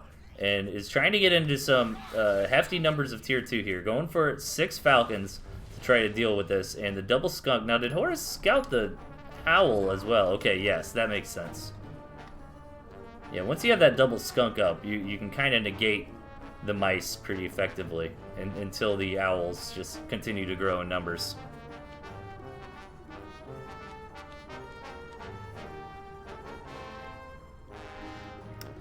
Hey man, that's what happens when you got a team, when you're playing with people. You know, Tooth and Tail is not a very mechanically demanding game, so you know, in Draz's position, when you got a guy like Trumpet, you know, helping you out, Trumpet is definitely one of the top Tooth and Tail players at the moment. You know, definitely in like the top 8 or something at the very least, and you got a guy like that who's helping you out and, you know, maybe playing some skirmish games with you, maybe giving you the rundown on the meta. I mean, it can make a big difference. I mean, now there is part of it that is just experience, right? That you can't really get past. You know, nobody can practice those guitar scales for you. You know what I mean? You gotta get that muscle memory in on your own. So there are little things like timing windows and when to build what that takes experience, like some of that deeper nuance. But this is a solid comp that Draz got put together. And let's see what Horus can do about it. You know, he's got the 6 Falcons in the air, got these ferrets to kind of poke and prod in between the direct engagements, and so far these ferrets or these Falcons rather are doing a pretty good job of starting to wean down this tier 2 town of the opponent. Now Horus needs to be careful. A lot of his tier 2 is getting low. I honestly wouldn't hate to see a retreat just for the sake of keeping these units alive and healing them up, maybe putting them in some water real quick. And yeah, Horus like overstayed his welcome. I feel like just by like 5 or 10 seconds, like not by a very long time. You know, that initial engagement wasn't terrible, but left Horus with a lot of damage tier 2. And now Draz is just busting through, kind of smelled the blood in the water, and that is going to be match number 1 here for Draz. Horus desperately trying to get out whatever they can, but Draz has simply done too much damage at this point. Nice bringing that owl back at just a little bit of HP there.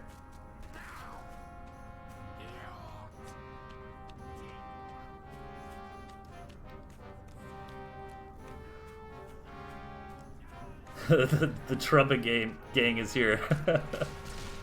Alright. Yeah, and Horus trying to make something happen, you know, rallying what he can, maybe thinking about a way to get to that back door. But Draz is just gonna stomp on through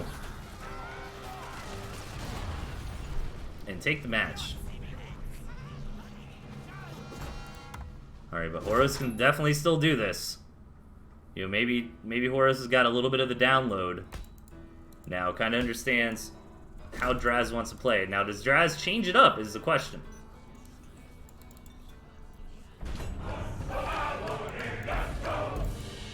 And again, that really comes down to personal preference. I feel like there's merit in both methodologies when it comes to either keeping with the same deck you've practiced a lot or having a few in the bank. But up top, fresh off victory, you've got Draz rocking that same composition. And in the bottom, Horus the Holy with a very poke-centric comp coming out from him in the deck selection.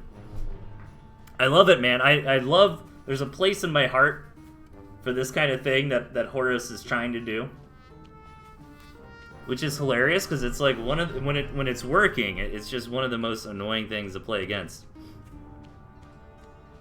But you know, it's a meme. Well, maybe saying it's a meme is too strong.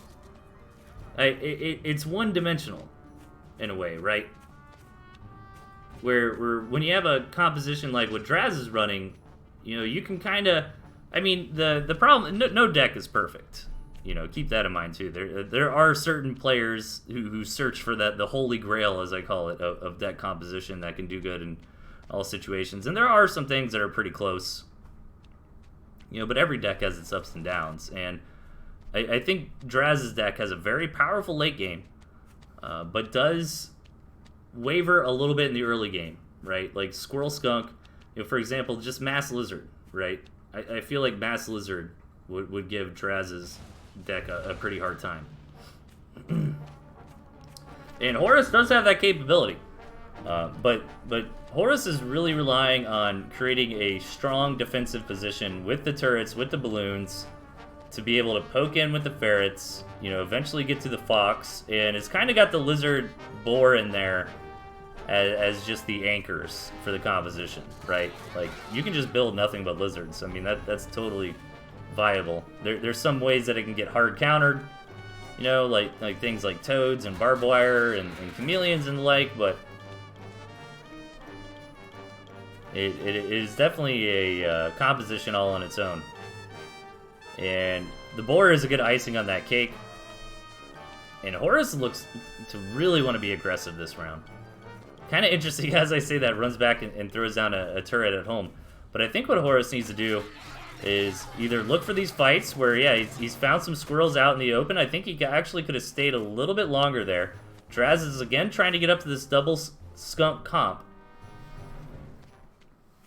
But I think maybe what Horos could have shot for here in the early game was to try to take like this mill and start setting up some turrets, because Draz actually is kind of feigning some strength right now as he's building up these skunks. Like, Draz was very, very exposed, sitting on just a few tier 1 Warrens as he was trying to get up to the tier 2, but now that risk has gotten to the reward side of it, where these 4 skunks are out and about, and again, you know, you just got to think about the skunks in this position against the lizards as a large HP pool. You know, like, yeah, the gas is awesome and it helps. Well, I guess once you get up to like 4 skunks too, I mean, you're putting so much gas down everywhere. I guess maybe the argument that the lizards are so fast, they're not in the gas for very long, is a little bit null and void.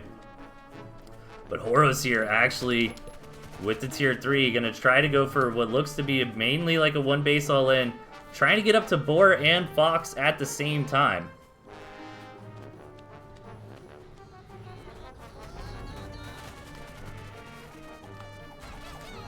Good run around here from Horos right when Draz started moving out. Comes in with these lizards, trying to get as much damage done as possible. Unfortunately, is going to lose all these lizards here. Doesn't quite have the raw numbers to contest this up and running or directly. But you know what? This comp that Horos is putting together, this Boar Fox, Horos is kind of like taking a playbook from play out of Draz's book here, right? Like getting up to this tier 3. And might be putting together a stronger composition. Draz does have some snakes going on, though. Hasn't quite seen the tier 3. So it's kind of like, why do you want snakes right now? But at the same time, I mean, it's pretty easy to deduce that the tier 3 is on the way, right? Like, you see, all right, they're on 1 base. They're turtled up behind a bunch of turrets. Like, what else would they be doing than trying to get out that tier 3? And the snake could do pretty nicely against the boar. Still going to take some focus fire, some decent micro from Draz to pull that off, and not just let the snakes attack like the tier 1. But the fox can do nice against the snakes, and this balloon here is doing pretty decent for the boar.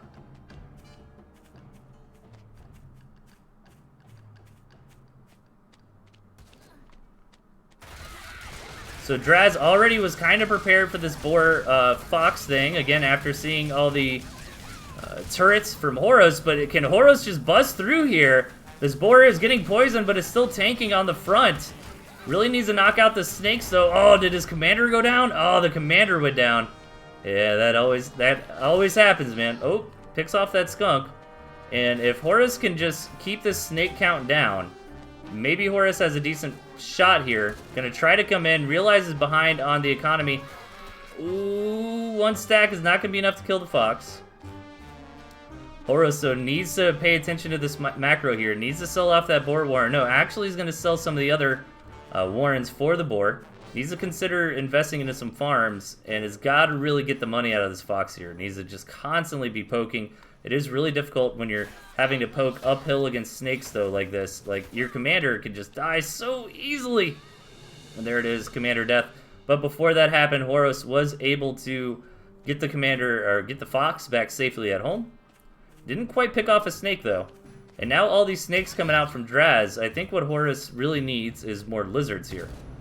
You know, this second boar is not exactly what the doctor ordered. You know, these snakes are going to do great against the boar. So, honestly, I feel like if Horos would have sold the boar or built lizards, could maybe be in a game-winning position. But right now, Draz has exactly what he needs to deal with this. And if Horos tries to go get that bacon, you know, these snakes are just going to kill this fox. I mean, that is a dead fox. And that high ground, like, Draz is really playing smart here. Keeping his units up on that high ground, realizing this fox has no vision. And realizing it's difficult to get the commander up there to see, but, oh man, Horos really can't let these balloons go up. This is starting to look better and better for Draz. You know, Draz is showing us some really good decision-making as far as what units to keep, what units to sell. All right, my opponents have these units. I need those, right? Got up that extra economy pretty quickly. Gonna move out here. And Horus still can't quite get any kills on these tier 2s. You know, all these fox shots are really just not doing anything. These snakes regenerate pretty quickly in their own territory. This high ground here, like, Draz is doing such a good job of keeping everything up there.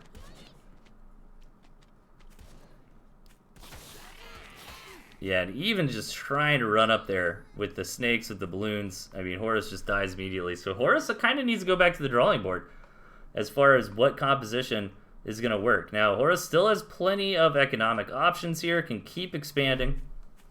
This game isn't over yet, but the problem is that the longer Horus waits, the closer that Draz is going to get to this owl composition.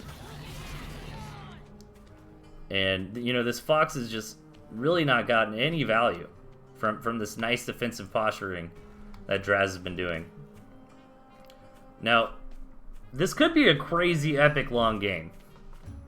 If Horus can, you know, maybe like sell off the board, get a bunch more lizards, get a third base, and build a wall of turrets.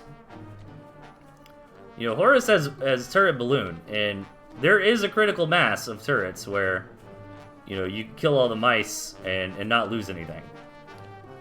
But, you know, that would, I mean, Horus would have to be doing, like, all those things right now. Horus can't get in there and see what Draz is really up to. And this is just starting to look better and better for Draz. You know, I think Horus, as much as I hate to keep harking on, like, a similar point, I think Horus just made the wrong call when he was faced with the decision to either build another boar or build a bunch of lizards. I think the right answer there was build the lizards, right? Because at that point, all Draz really had was like a couple squirrels and the snakes. And lizards will just mow over snakes, no problem.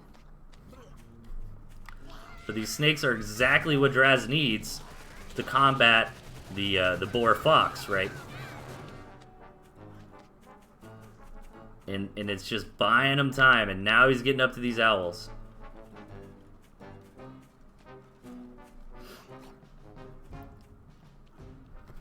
And Horus can kind of build a bunch of defense and actually split this map pretty favorably. But we need to see some real reworks happening very, very fast from Horus. You know, needs to sell off like all the lizards, build the turrets, gotta have the balloons too, to keep the snakes back from just poisoning down the turrets. Maybe start building into some ferrets, just to have some poke. Maybe like a second boar. Yeah, I think you get rid of the lizards, you eco up super hard, you build a bunch of... Well, do you even really need a bunch of turrets if you have the boar? Maybe you get the second boar instead, and some balloons. I actually don't hate keeping the fox, because after the mice get spent, you know, maybe the fox can get in there and poke down some tier 2s and stuff. But the time for lizards is over. Like, there was that point where Horus could have gone that way. But these lizards are just going to trade very, very terribly with the owl, and will eventually allow Draz to get more and more value. One thing Draz should be doing a little bit more is spending these mice. You know, once you get up to max mice, just go ahead, throw them in there. You know, every little thing really counts. I mean, maybe Draz is hesitant to do that out of fear of a counterattack. You know, when I don't have the mice anymore, I'm left open a little bit. But honestly, I think Draz is pretty solid, you know, with so many snakes and with the skunk here.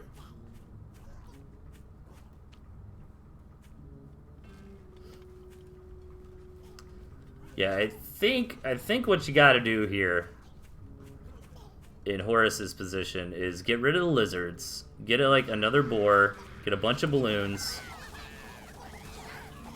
Like, I think 2 boars is just basically enough to deal with mice, right? Because even if you get a whole bunch of mice, I think the DPS of 2 boars would just kill them all before they can really connect.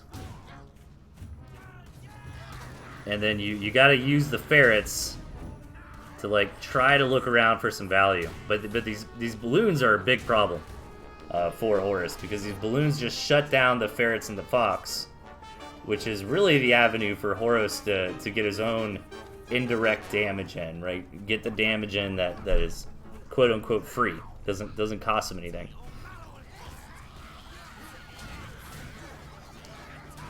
Yeah, actually these lizards surviving pretty well, but still, I mean, like in that swell of mice, you know, 2 lizards died. But hey man, that's 40 food. And that adds up after a while. But now Horus is actually starting to get there, man. I don't know, 7 balloons is a lot. And Draz does not have a starvation farm. Well, he does. I guess he's got this one. But this can definitely go to starvation. This is becoming a very long game here. And there's not really an end in sight. You know, neither player... We're in a bit of a stalemate Cold War situation, where neither player can really effectively go in and attack the other. And now that Horus did weasel out a good economy here, yeah, there's boar number 2, continuing to bring up the economy here. And Draz is being pretty smart with these snakes, just looking, trying to find any spot. You know, maybe if I go this angle, I can get some shots in on that balloon without losing a snake. He did it successfully the first time. Second time he goes in there and got blapped down by several balloons. Welcome to balloon hell. I know, man. This is what can happen sometimes. And now Draz is in a little bit of a weird situation, where he's the one who's got to figure out a way to end this game. Where, really, when you look at these decks, you kind of feel like it's the other way around. I mean, maybe these balloons are a little bit too spread out, and Draz can come in from like a perpendicular angle. Well, I guess parallel in this position. Perpendicular would be coming straight in. So yeah, like maybe you try to come in and attack like that, so you're only dealing with a couple balloons at once. But Draz is actually selling off his own balloons here. I think Draz is like desperately trying to figure out what is the right move. You know, what do I spend the rest of my money on? And decides on the snakes. Now, keeping all these lizards from Horus actually might end up being really smart, as much as I've been kind of dogging on him for it. Because imagine the scenario where, alright, the boars kind of lead, right? And deals with the mice. And then now you've got all these snakes. Well, you've got like 30 lizards to deal with the snakes. I think as long as Horus is very careful about how he engages and doesn't let the lizards collide with the mice. Yeah, you can see he's trying to pull the lizards back. Let the boar deal with these mice for free. And this is what I meant by the double boar, right? Like, now it doesn't really matter how much mice you have, because these boar can just mow them down. The trick is not losing the auxiliary units in the process, not losing the lizards. You got to keep the lizards back. Really, I think Horus should keep his whole army back here and just be microing the boars up front. But maybe he's keeping them a bit together so these snakes can't get a little too fresh. And maybe, oh, Draz started stepping up, maybe thinking about going for it. Draz is now starving, does have that starvation farm over to the side. It's not going to last the quite full 5 minutes, but will last a decent amount of time. And Horus is going to engage in. All these lizards are dropping down. 13 stacks of poison. All the board, one of the boards goes down. The other one might live. Still got the fox left, but just so many snakes here. That boar is going to go down. Horus realizes it and tries to get that explosion. But Draz is slowly starting to deplete the balloons. And oh my god, he's got to sell something. Okay, so prevents the starvation. But he's got no economy, but more importantly, he's got no avenue to rebuild the economy. However, Horus is slowly deteriorating here and can't quite deal with these constant waves of mice. Like, he doesn't have the double boar anymore, and he realizes he needs to build another one. I think he needs to sell off the third boar warren. Probably sell the fox, too. Yeah, really can't let these lizards engage with the mice. That's the problem.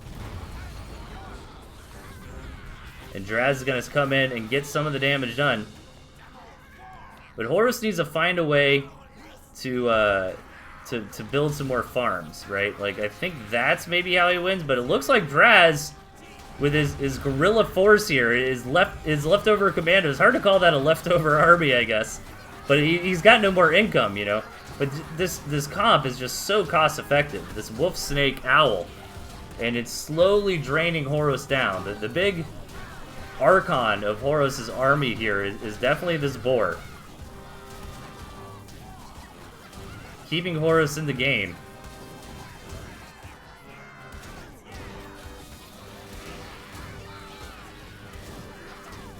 But yeah, the fox goes down, and I think this is slowly going to become a victory for Draz here.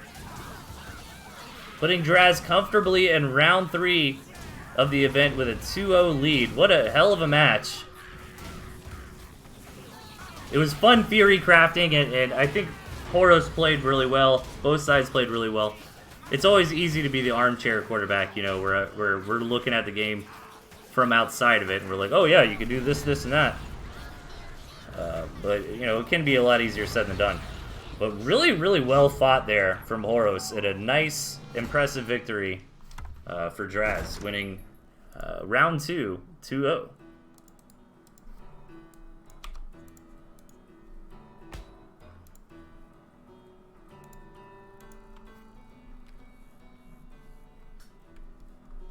Alright, so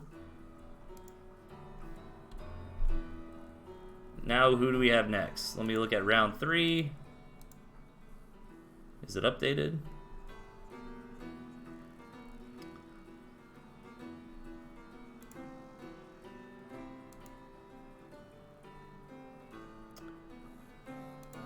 Alright, so that's a 2-0. Alright, here we go. Who do we want to watch? Let's do...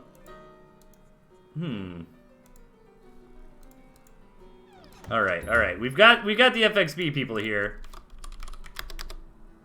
So let's keep watching your hometown hero, I suppose. And Night Slayer is actually... No, it is Night Slayer.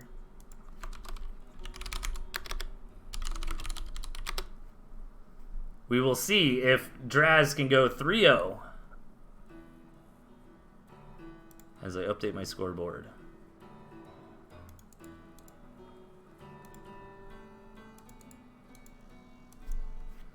So Draz versus Night Slayer coming up next.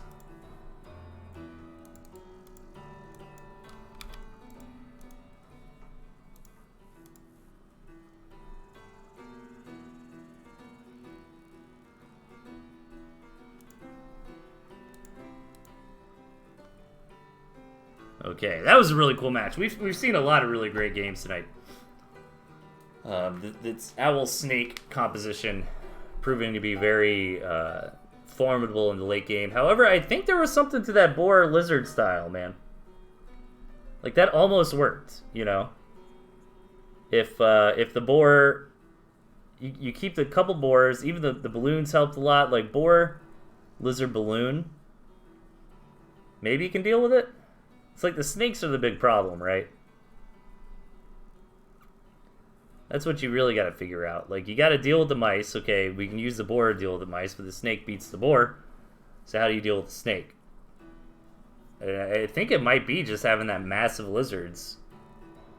You know, you got to tuck them back. You don't want to lose the lizards to the mice, but after the flamethrowers get rid of the mice, you bring in the lizards. Maybe that's the way to do it.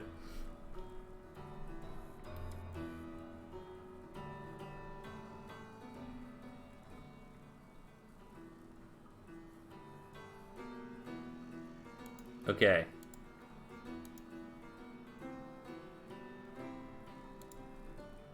Alright, it looks like Night Slayer's on his way. Should have him momentarily here.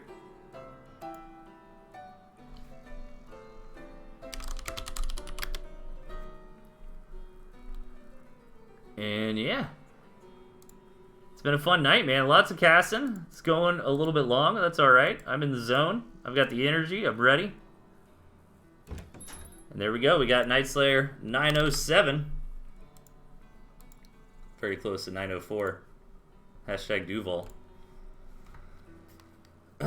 Okay.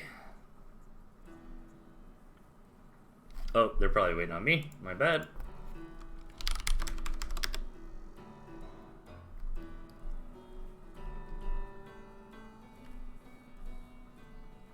Okay. Just waiting on Night Slayer to ready up. So this is round 3. And both these players are 2-0 right now. So this, I mean, whoever wins this is 100% going to be in intermediate. Right? Because there's only going to be one person who finishes 3-0. But can we get into some 2-0s?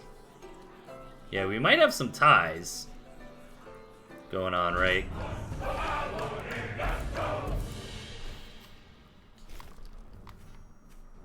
Okay, over on the left-hand side, we got FXB Draz. Over on the bottom right, Night Slayer, 907.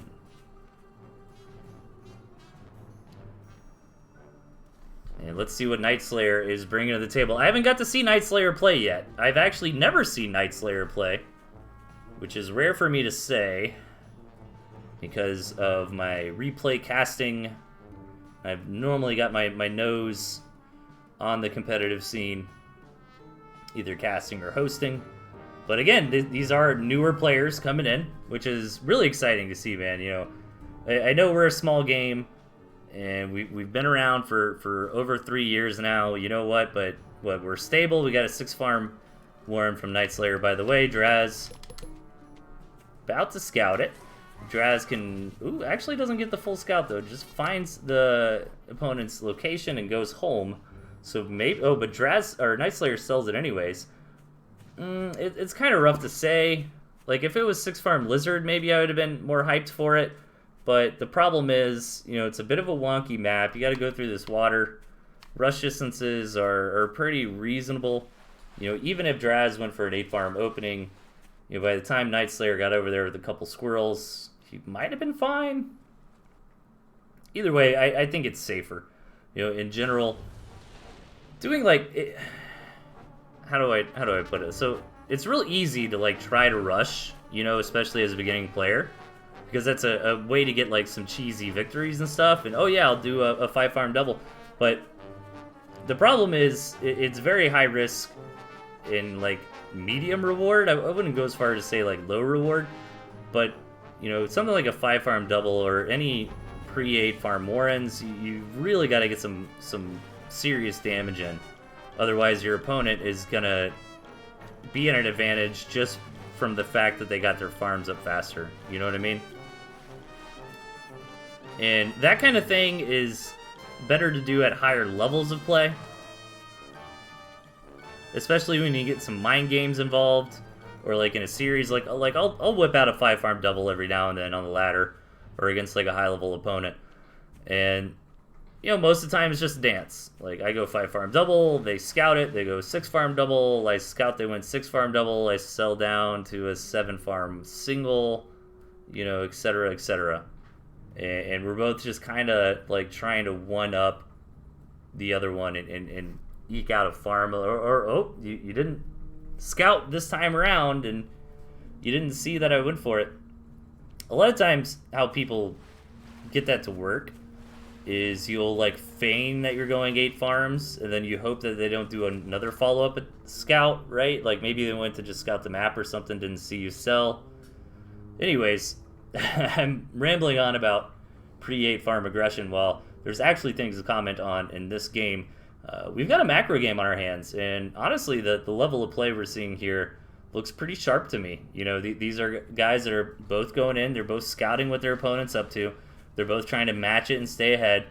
You know, they're trying to get into the tier 2. They're not overbuilding the tier 1. Lots of scouting for both sides. But again, I really feel like Draz's deck here, as much as the FXB people will not like me saying this. Draz is almost like the antagonist, right, of the anime right now. And his opponents are the protagonists. And the reason is because if you just leave Draz alone, I mean, his late game is going to be very, very hard to dismantle. It's kind of up to Night Slayer to get in there and deal with Draz before you allow Draz to get up to this, like, wolf, owl, snake. Because that is a hell of a composition. Anti-FXB rhetoric. No, man. He's One Punch Man. But let's see it. You know, maybe... I don't know. I actually don't mind Night Slayer's comp here. As we saw, the boars, you get double boar. You can basically deal with the mice. But the problem is dealing with the snake. Maybe just having your own snakes. We're getting into 3 bases now.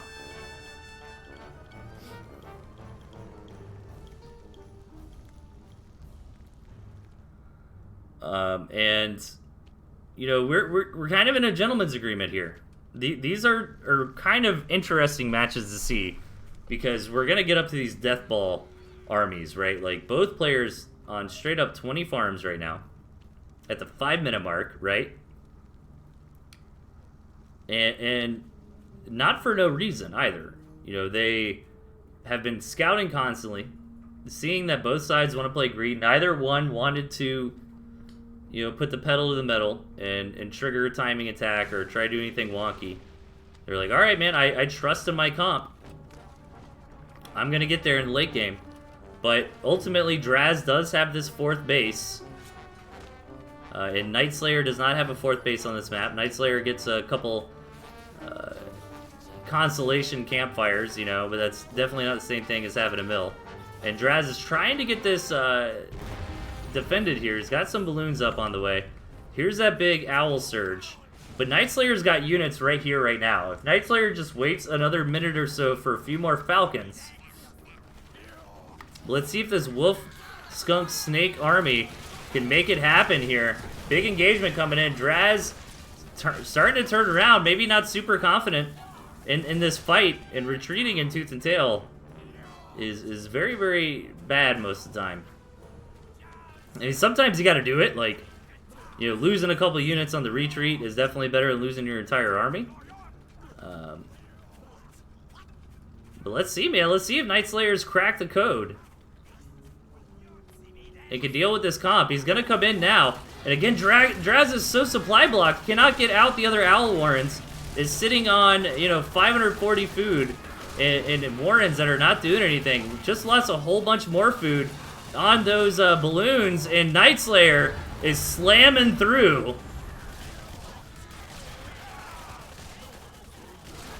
The Slayer of the Knights. It is nighttime. He is slaying. Loses the commander, but got enough damage done. Draz taps out. And match number 1 going to Night Slayer.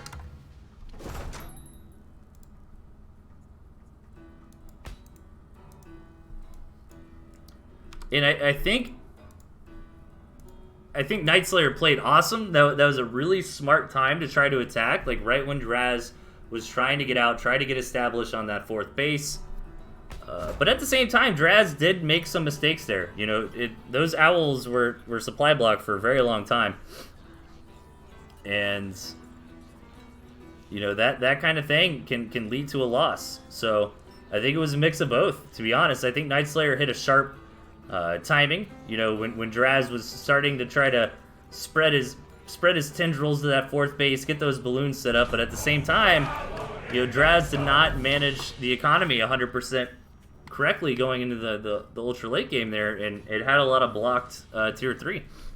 All right, over on the right hand side, competing for a 3-0 victory, we've got Draz, and on the bottom left, up 1 match in the series already, also looking for that perfect score, we've got Night Slayer. Draz changing it up this time. All right. I wonder if I've only seen that 1 deck out of him because he's a if it ain't broke, don't fix it player, you know, which is very tempting. to do that kind of thing. Like, hey, if I'm playing this style and I'm playing this deck and I'm winning, why do anything differently? But now Draz has taken a loss here in this series and has changed up the deck, still committing to the Wolf, but that's about it, you know. Artillery Ferret, really cool style. Not something we see very often. Meanwhile, Nightslayer is just got this bread and butter deck, you know? I mean, it just standard, just tried and true. I love it. I think he's got too many tier 2. Like, I would take something like what Nightslayer has here and maybe sub out one of those tier 2s for, like, Lizards and tell a new player, like, play this deck. Like, this is a good deck to learn the game with.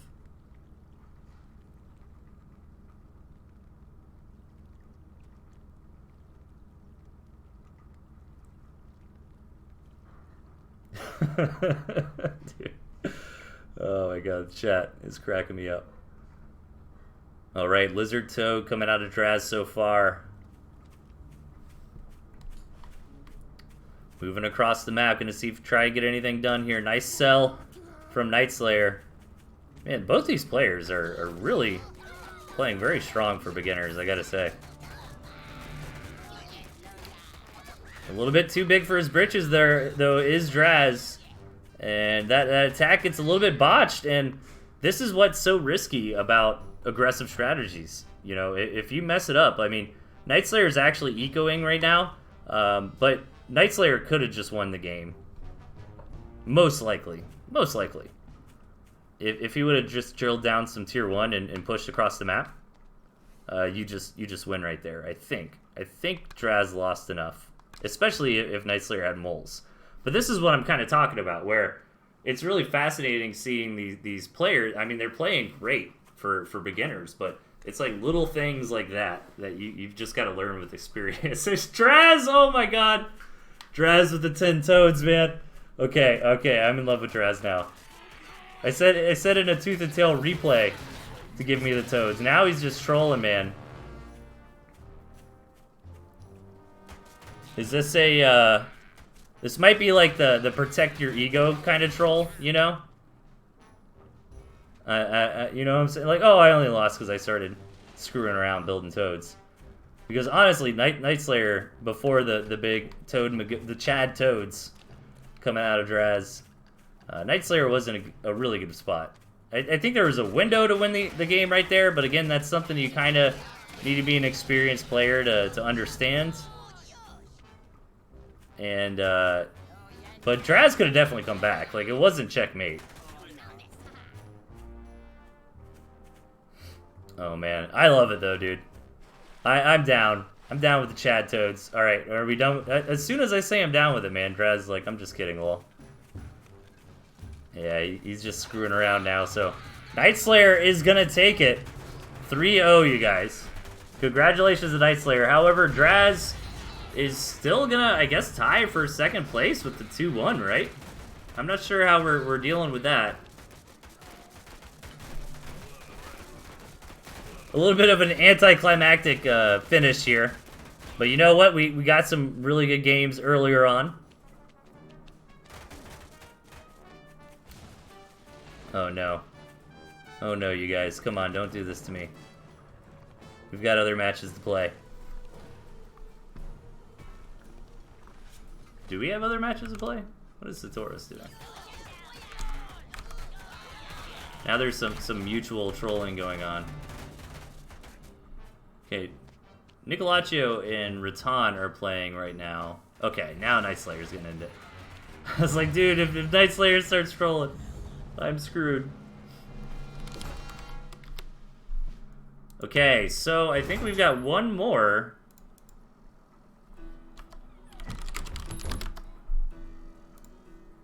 We should have one more. Darius and Nicolaccio are playing. Oh, wait. Oh no, Rattan and Nicolaccio. So yeah, Horus and Tuesday.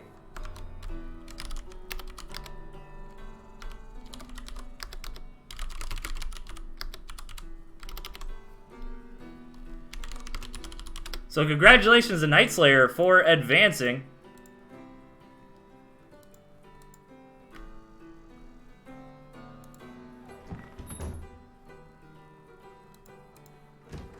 with the 3-0.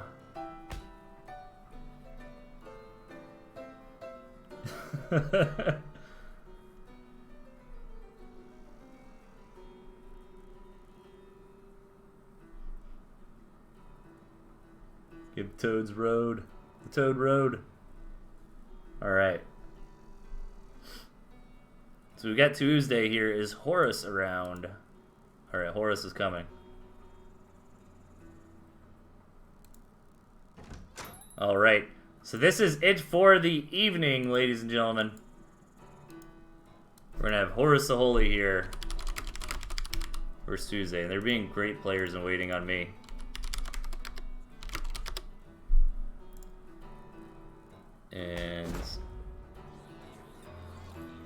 And this is for a 2-1 victory. Which again, I think there's going to be multiple people that end up 2-1. I don't know if Mocha... I know Mocha's in this time zone. I always think he's European for some reason. He's not European.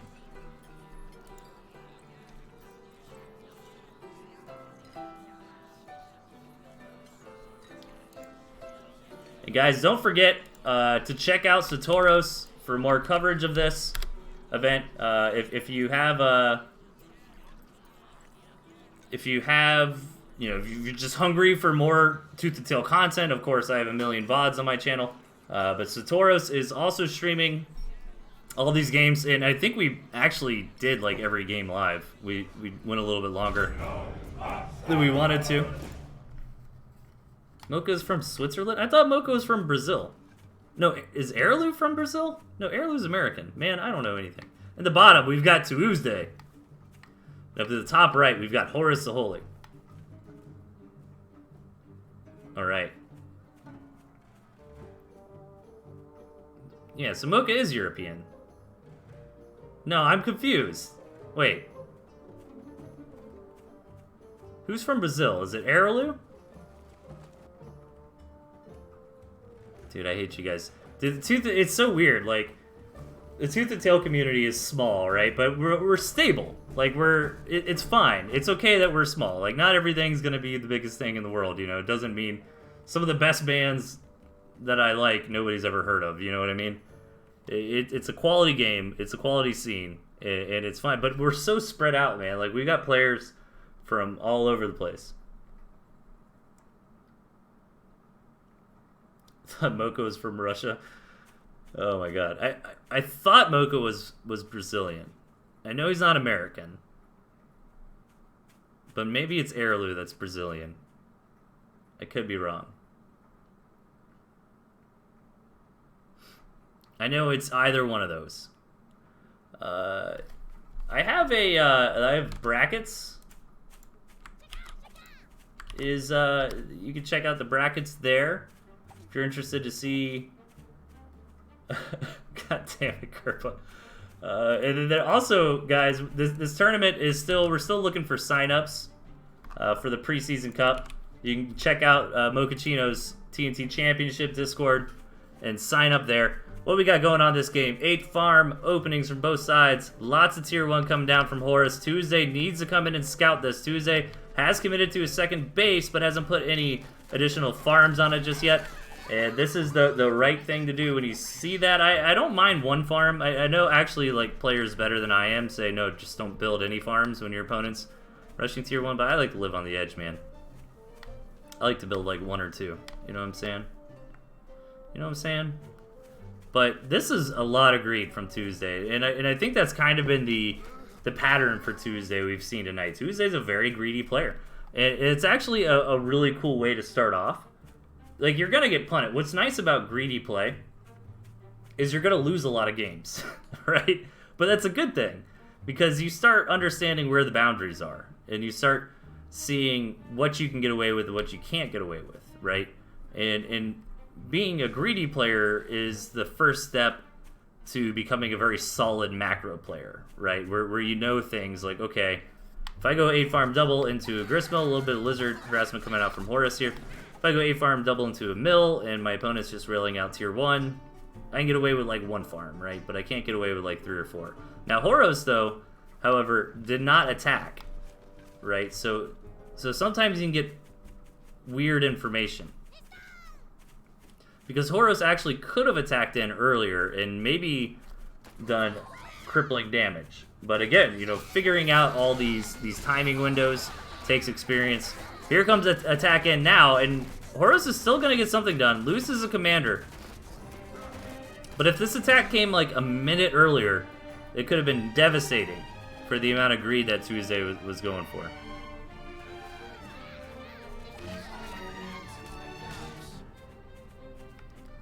You guys are all trolling me. I don't believe any of you about your locations anywhere.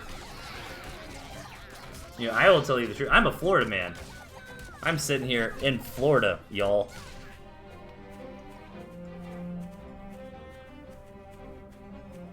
You always just blame. Anytime you want to make fun of me, just, you know, just bring up I'm from Florida. You know, Florida gets crapped on all the time. I don't care. You know, I've accepted it. I don't have any large allegiance to Florida. It's not as crazy as people think. It's not all meth and gators and old people. It's only like 90% that. You know, I feel like Horus had an okay attack earlier. Got some damage in. But Tuesday ultimately is falling behind on economy now that Horus blasted up to full double base saturation.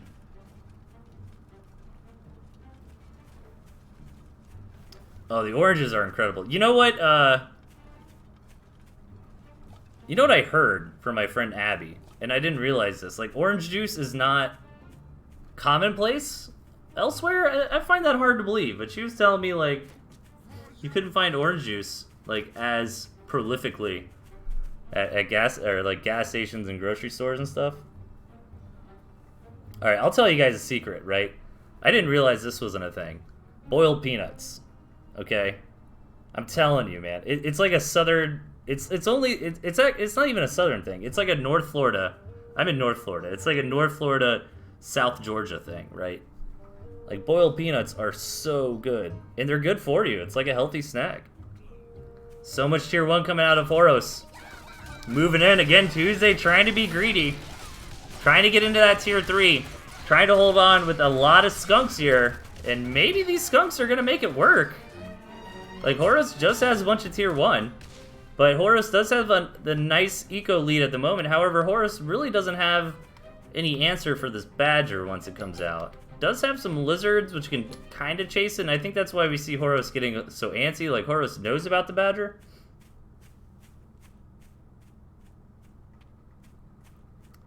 But yeah, I don't know. Like, my friend Abby told me, like, you can't find orange juice in other places, or the orange juice they have sucks. I can understand that part, right? Like, we got fresh Florida oranges.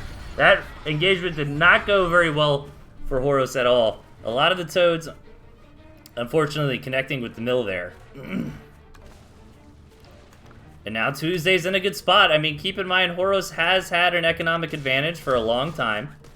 But I just don't think Horus has the army composition to deal with this unless he can just blap down this badger, like, immediately, but it's not going to happen.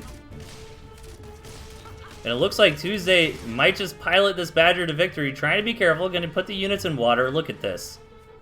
Look at this. Tuesday's a new player. Okay? And Tuesday is putting the units in the gosh darn water. You see this? We need to take notes here. I'm just messing around. I'm getting a little derpy, you guys. It's getting late. But you know, I get so frustrated. Like, I see so many good players not use the water as much as they should.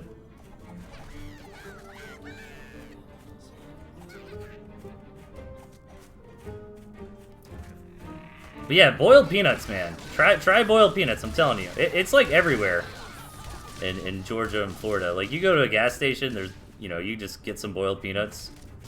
But, I mean, make them yourself. You got a crock pot, go to the store, buy some peanuts. Throw them in there, boil them, add some seasoning, add some Cajun in there. I'm telling you, man, it's delicious. That fight actually didn't go Super horrible for Horus, but again, I don't think well, as I say that, 8 HP. Oh my god, the Badger went down. The Badger went down. This is still winnable for Horus here. Horus needs to sell off a couple Warrens. Oh my gosh. Tuesday losing everything. He's got a couple skunks. Needs to retreat with him. And that Badger Warren got picked off earlier, so Tuesday can't even get the 180 bucks back. Dude, Horus actually killed the Badger, you guys. This is hype now.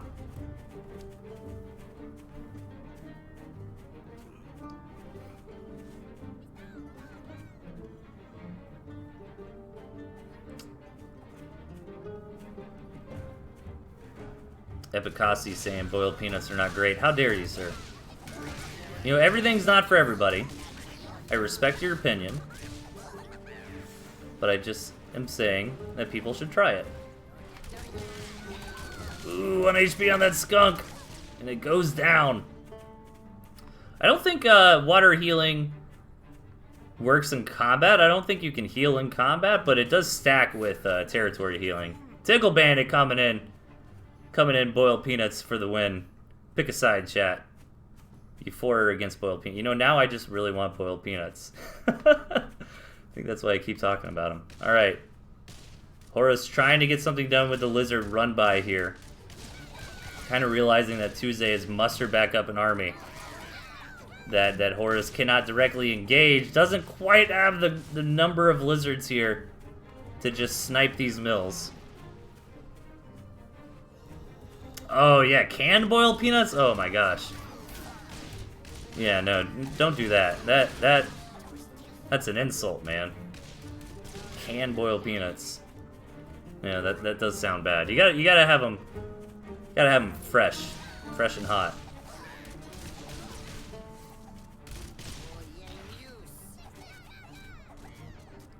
Oh, dude, the games today have been insane.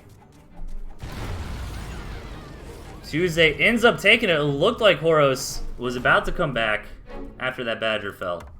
But Tuesday, with the tenacity, able to pocket that win.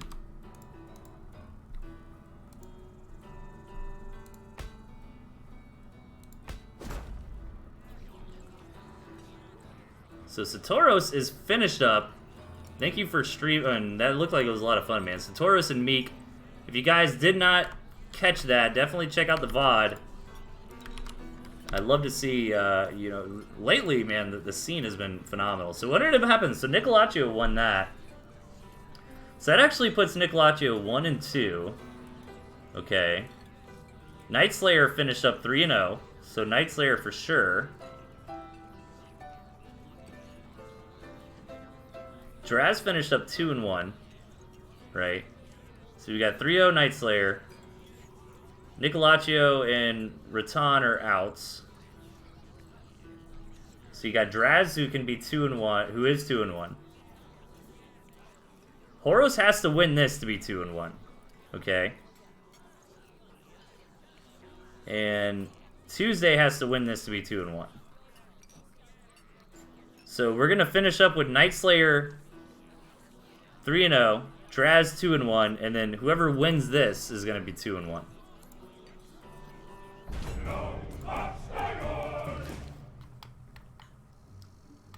So over the bottom right hand corner, we've got Tuesday, and up top, Horus the Holy.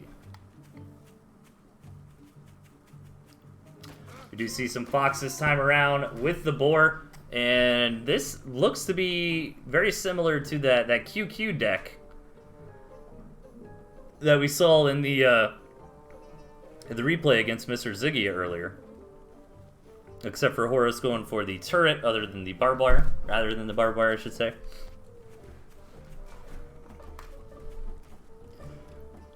And I'm curious how much we haven't really seen moles tonight, which kind of makes sense. Moles are really timing oriented unit. So I can kind of understand why beginners would want to stay away from them. Although these players, I mean, they're not playing bad. You know, all these players tonight have been really showing some good games. But moles can be really utilized in the modern meta to take a timing window that was like barely cracked, you know, and really open it up, right? And I guess where I'm going with that is turrets and barbed wire are kind of as relevant as moles or not, because the moles just stomp on the barbed wire, they can stomp on the turrets, but you know, when moles aren't in the meta and lizards are, now all of a sudden barbed wire is really good, turrets can be really good. You do have some pretty 8 farm stuff going on here I totally missed. But so far, not a whole lot. It looks like both players kind of scouted that their enemy was going for this and responded accordingly. One thing that is important to note, though, is that Tuesday has not taken that 8th farm yet. And really needs to be honest. You know, 7 to 8 farms is actually a really big difference. Dude, thank you, Satoros, for coming in and streaming. I'll definitely check out the VOD tomorrow. And Meek was casting too, man. I'd love to see, especially lately, like the past couple months. I mean, we've had so many more streamers, and I just think that is the best thing. The best thing in the world. The number one thing we can do for the community, if you really like this game, the number one thing you can do outside of just playing it is events, is content, you know, that sort of thing. And you know, there's no gatekeeping. You know, if you want to do something, man, just do it. Like, if you want to do a tournament, like literally, just announce it. Hit me up if you want some help. I'll be happy to help you. I'll cast it. I'll promote it. But like, the more events and things like this that we have going on, the better it is for the scene. That's really how we continue to grow Tooth and Tail, or at the very least, maintain it, right? There's a lot of action going on already. Both players really committing to tier 1 armies here. And look at that, like, just the small difference in lizards. It was 12 versus 15 there. And Horus was able to take the fight in a nice, quick game number 2.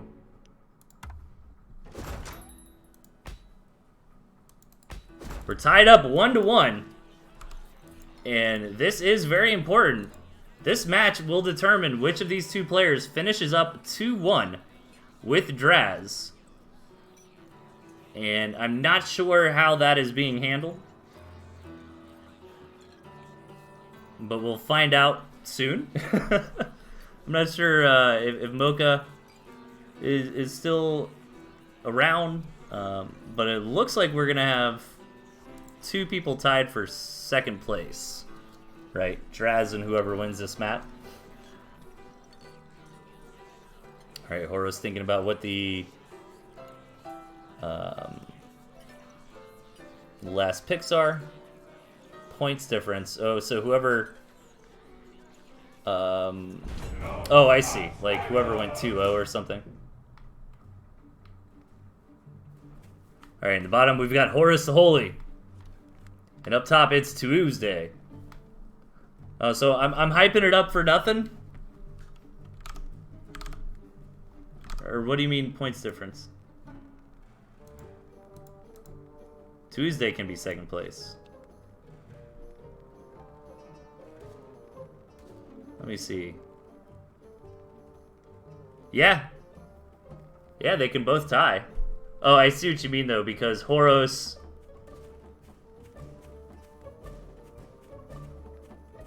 Why don't I see Horus in round 2? Oh no, Horus lost there.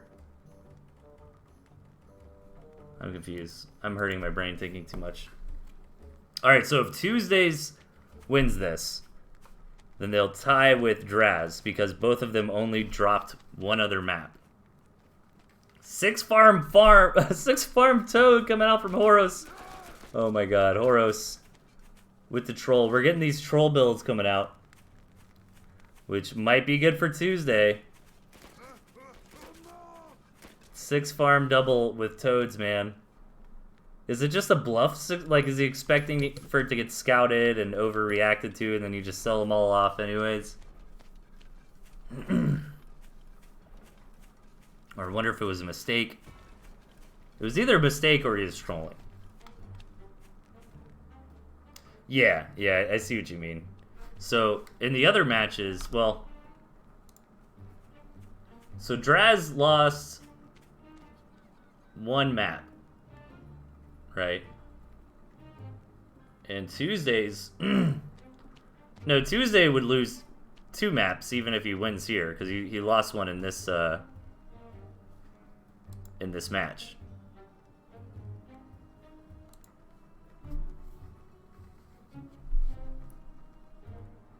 Oh, there's not really a graph. It's just this challenge link. You don't have anything that fancy. You can take a look there and see all the matches. We actually do get some really cool visual aids and stuff for these events. Some nice posters and graphs and summaries and that sort of thing. But this is just a preliminary match.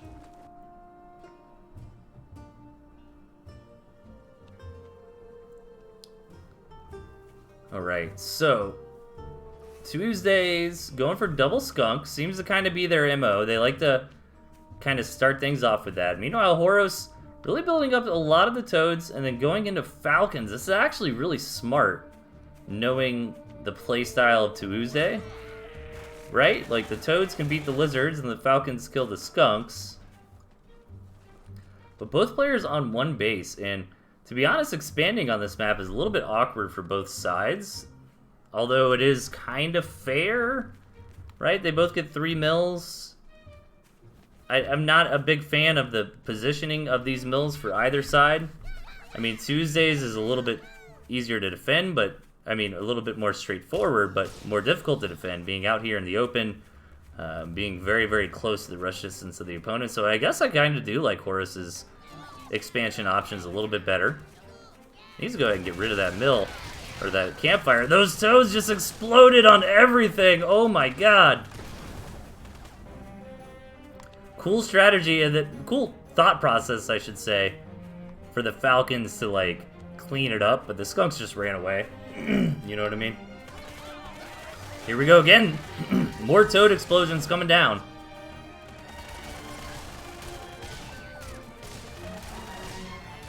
And can these toads protect the falcons from the lizards? It looks like it.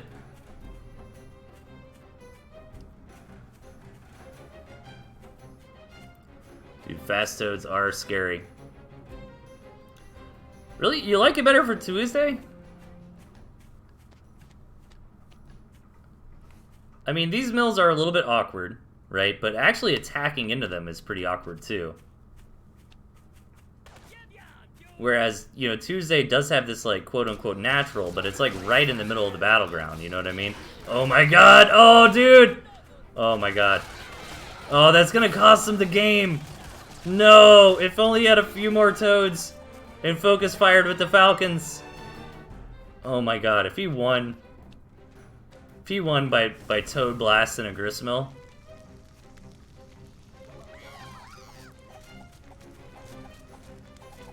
I would have been so happy, you guys, if we ended the night on that. Ugh. We were like 3 toads and a couple rounds of focus fire short, you guys. We almost had it. We almost had it. Yeah, I think he loses now, probably. Because that was so cost inefficient. But, I mean, he almost just blasted down the mill. You know what I mean? I like the fast toads, man. I'm digging the fast toads. Ooh, that campfire actually tanked so many toads there. And Tuesday is going to stomp through to end this game. Horos, man, almost winning with style. Just a few toads short and a little bit of focus fire with those Falcons. But that should be it. Horos is going to have to tap here. And GG. Tuesday also finishes up 2-1. But I believe does not qualify because Draz also finished 2-1, but Tuesday lost 2 maps in the process and Draz only lost 1. Is that correct? Is that how it works? But that is it for the games tonight, you guys. And I know one of the viewers in chat was asking about the score. So GG, everybody. Really fun night tonight. We saw some really interesting games. So I kind of flip it over to this real quick. I don't know why I'm getting ads. If I do Blammo.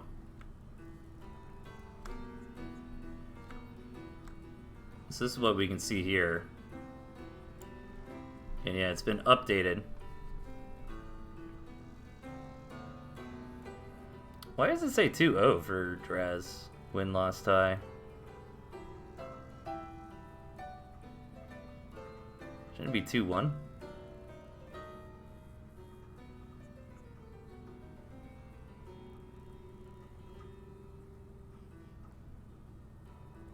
Oh, maybe it didn't calculate round 3 yet. Get this. Sorry about that ad, you guys. There it is. Okay, there we go.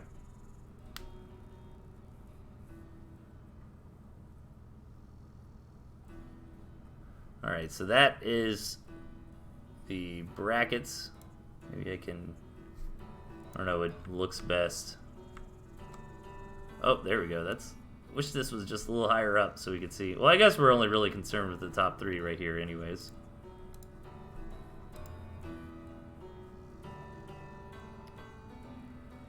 Alright, everybody. It was a lot of fun. We did actually get some replays in. Refresh... I think I already refreshed it. So... I believe... Yeah, Draz and Nightslayer are qualifying. And I think the differential there was that if you notice with Draz, he only dropped 1 map against Tuesday, actually. And with Tuesday, they dropped 2 maps. One against Horos. Wait. I'm confusing myself. Doesn't that mean they're tied? I don't know. Tiebreaker. Looks like tiebreaker goes to Draz. I'm thinking too hard about it, guys. So, anyways, Mocha will clear that up. I believe it is Draz second place because okay, yeah, he's just saying Draz second place because he beat Tuesday. Works for me. Anyways, everybody, you're all a bunch of beautiful nerds. Thank you for hanging out with me tonight and checking out some great games of Tooth and Tail. I will be back on Friday nights. For a regular feast. Send me some replays at ToothAndTailTV at gmail.com if you want to see me comment on your games. And that's it. So take care, everybody. I hope you all have a great night. And I will catch y'all on Friday. See you later.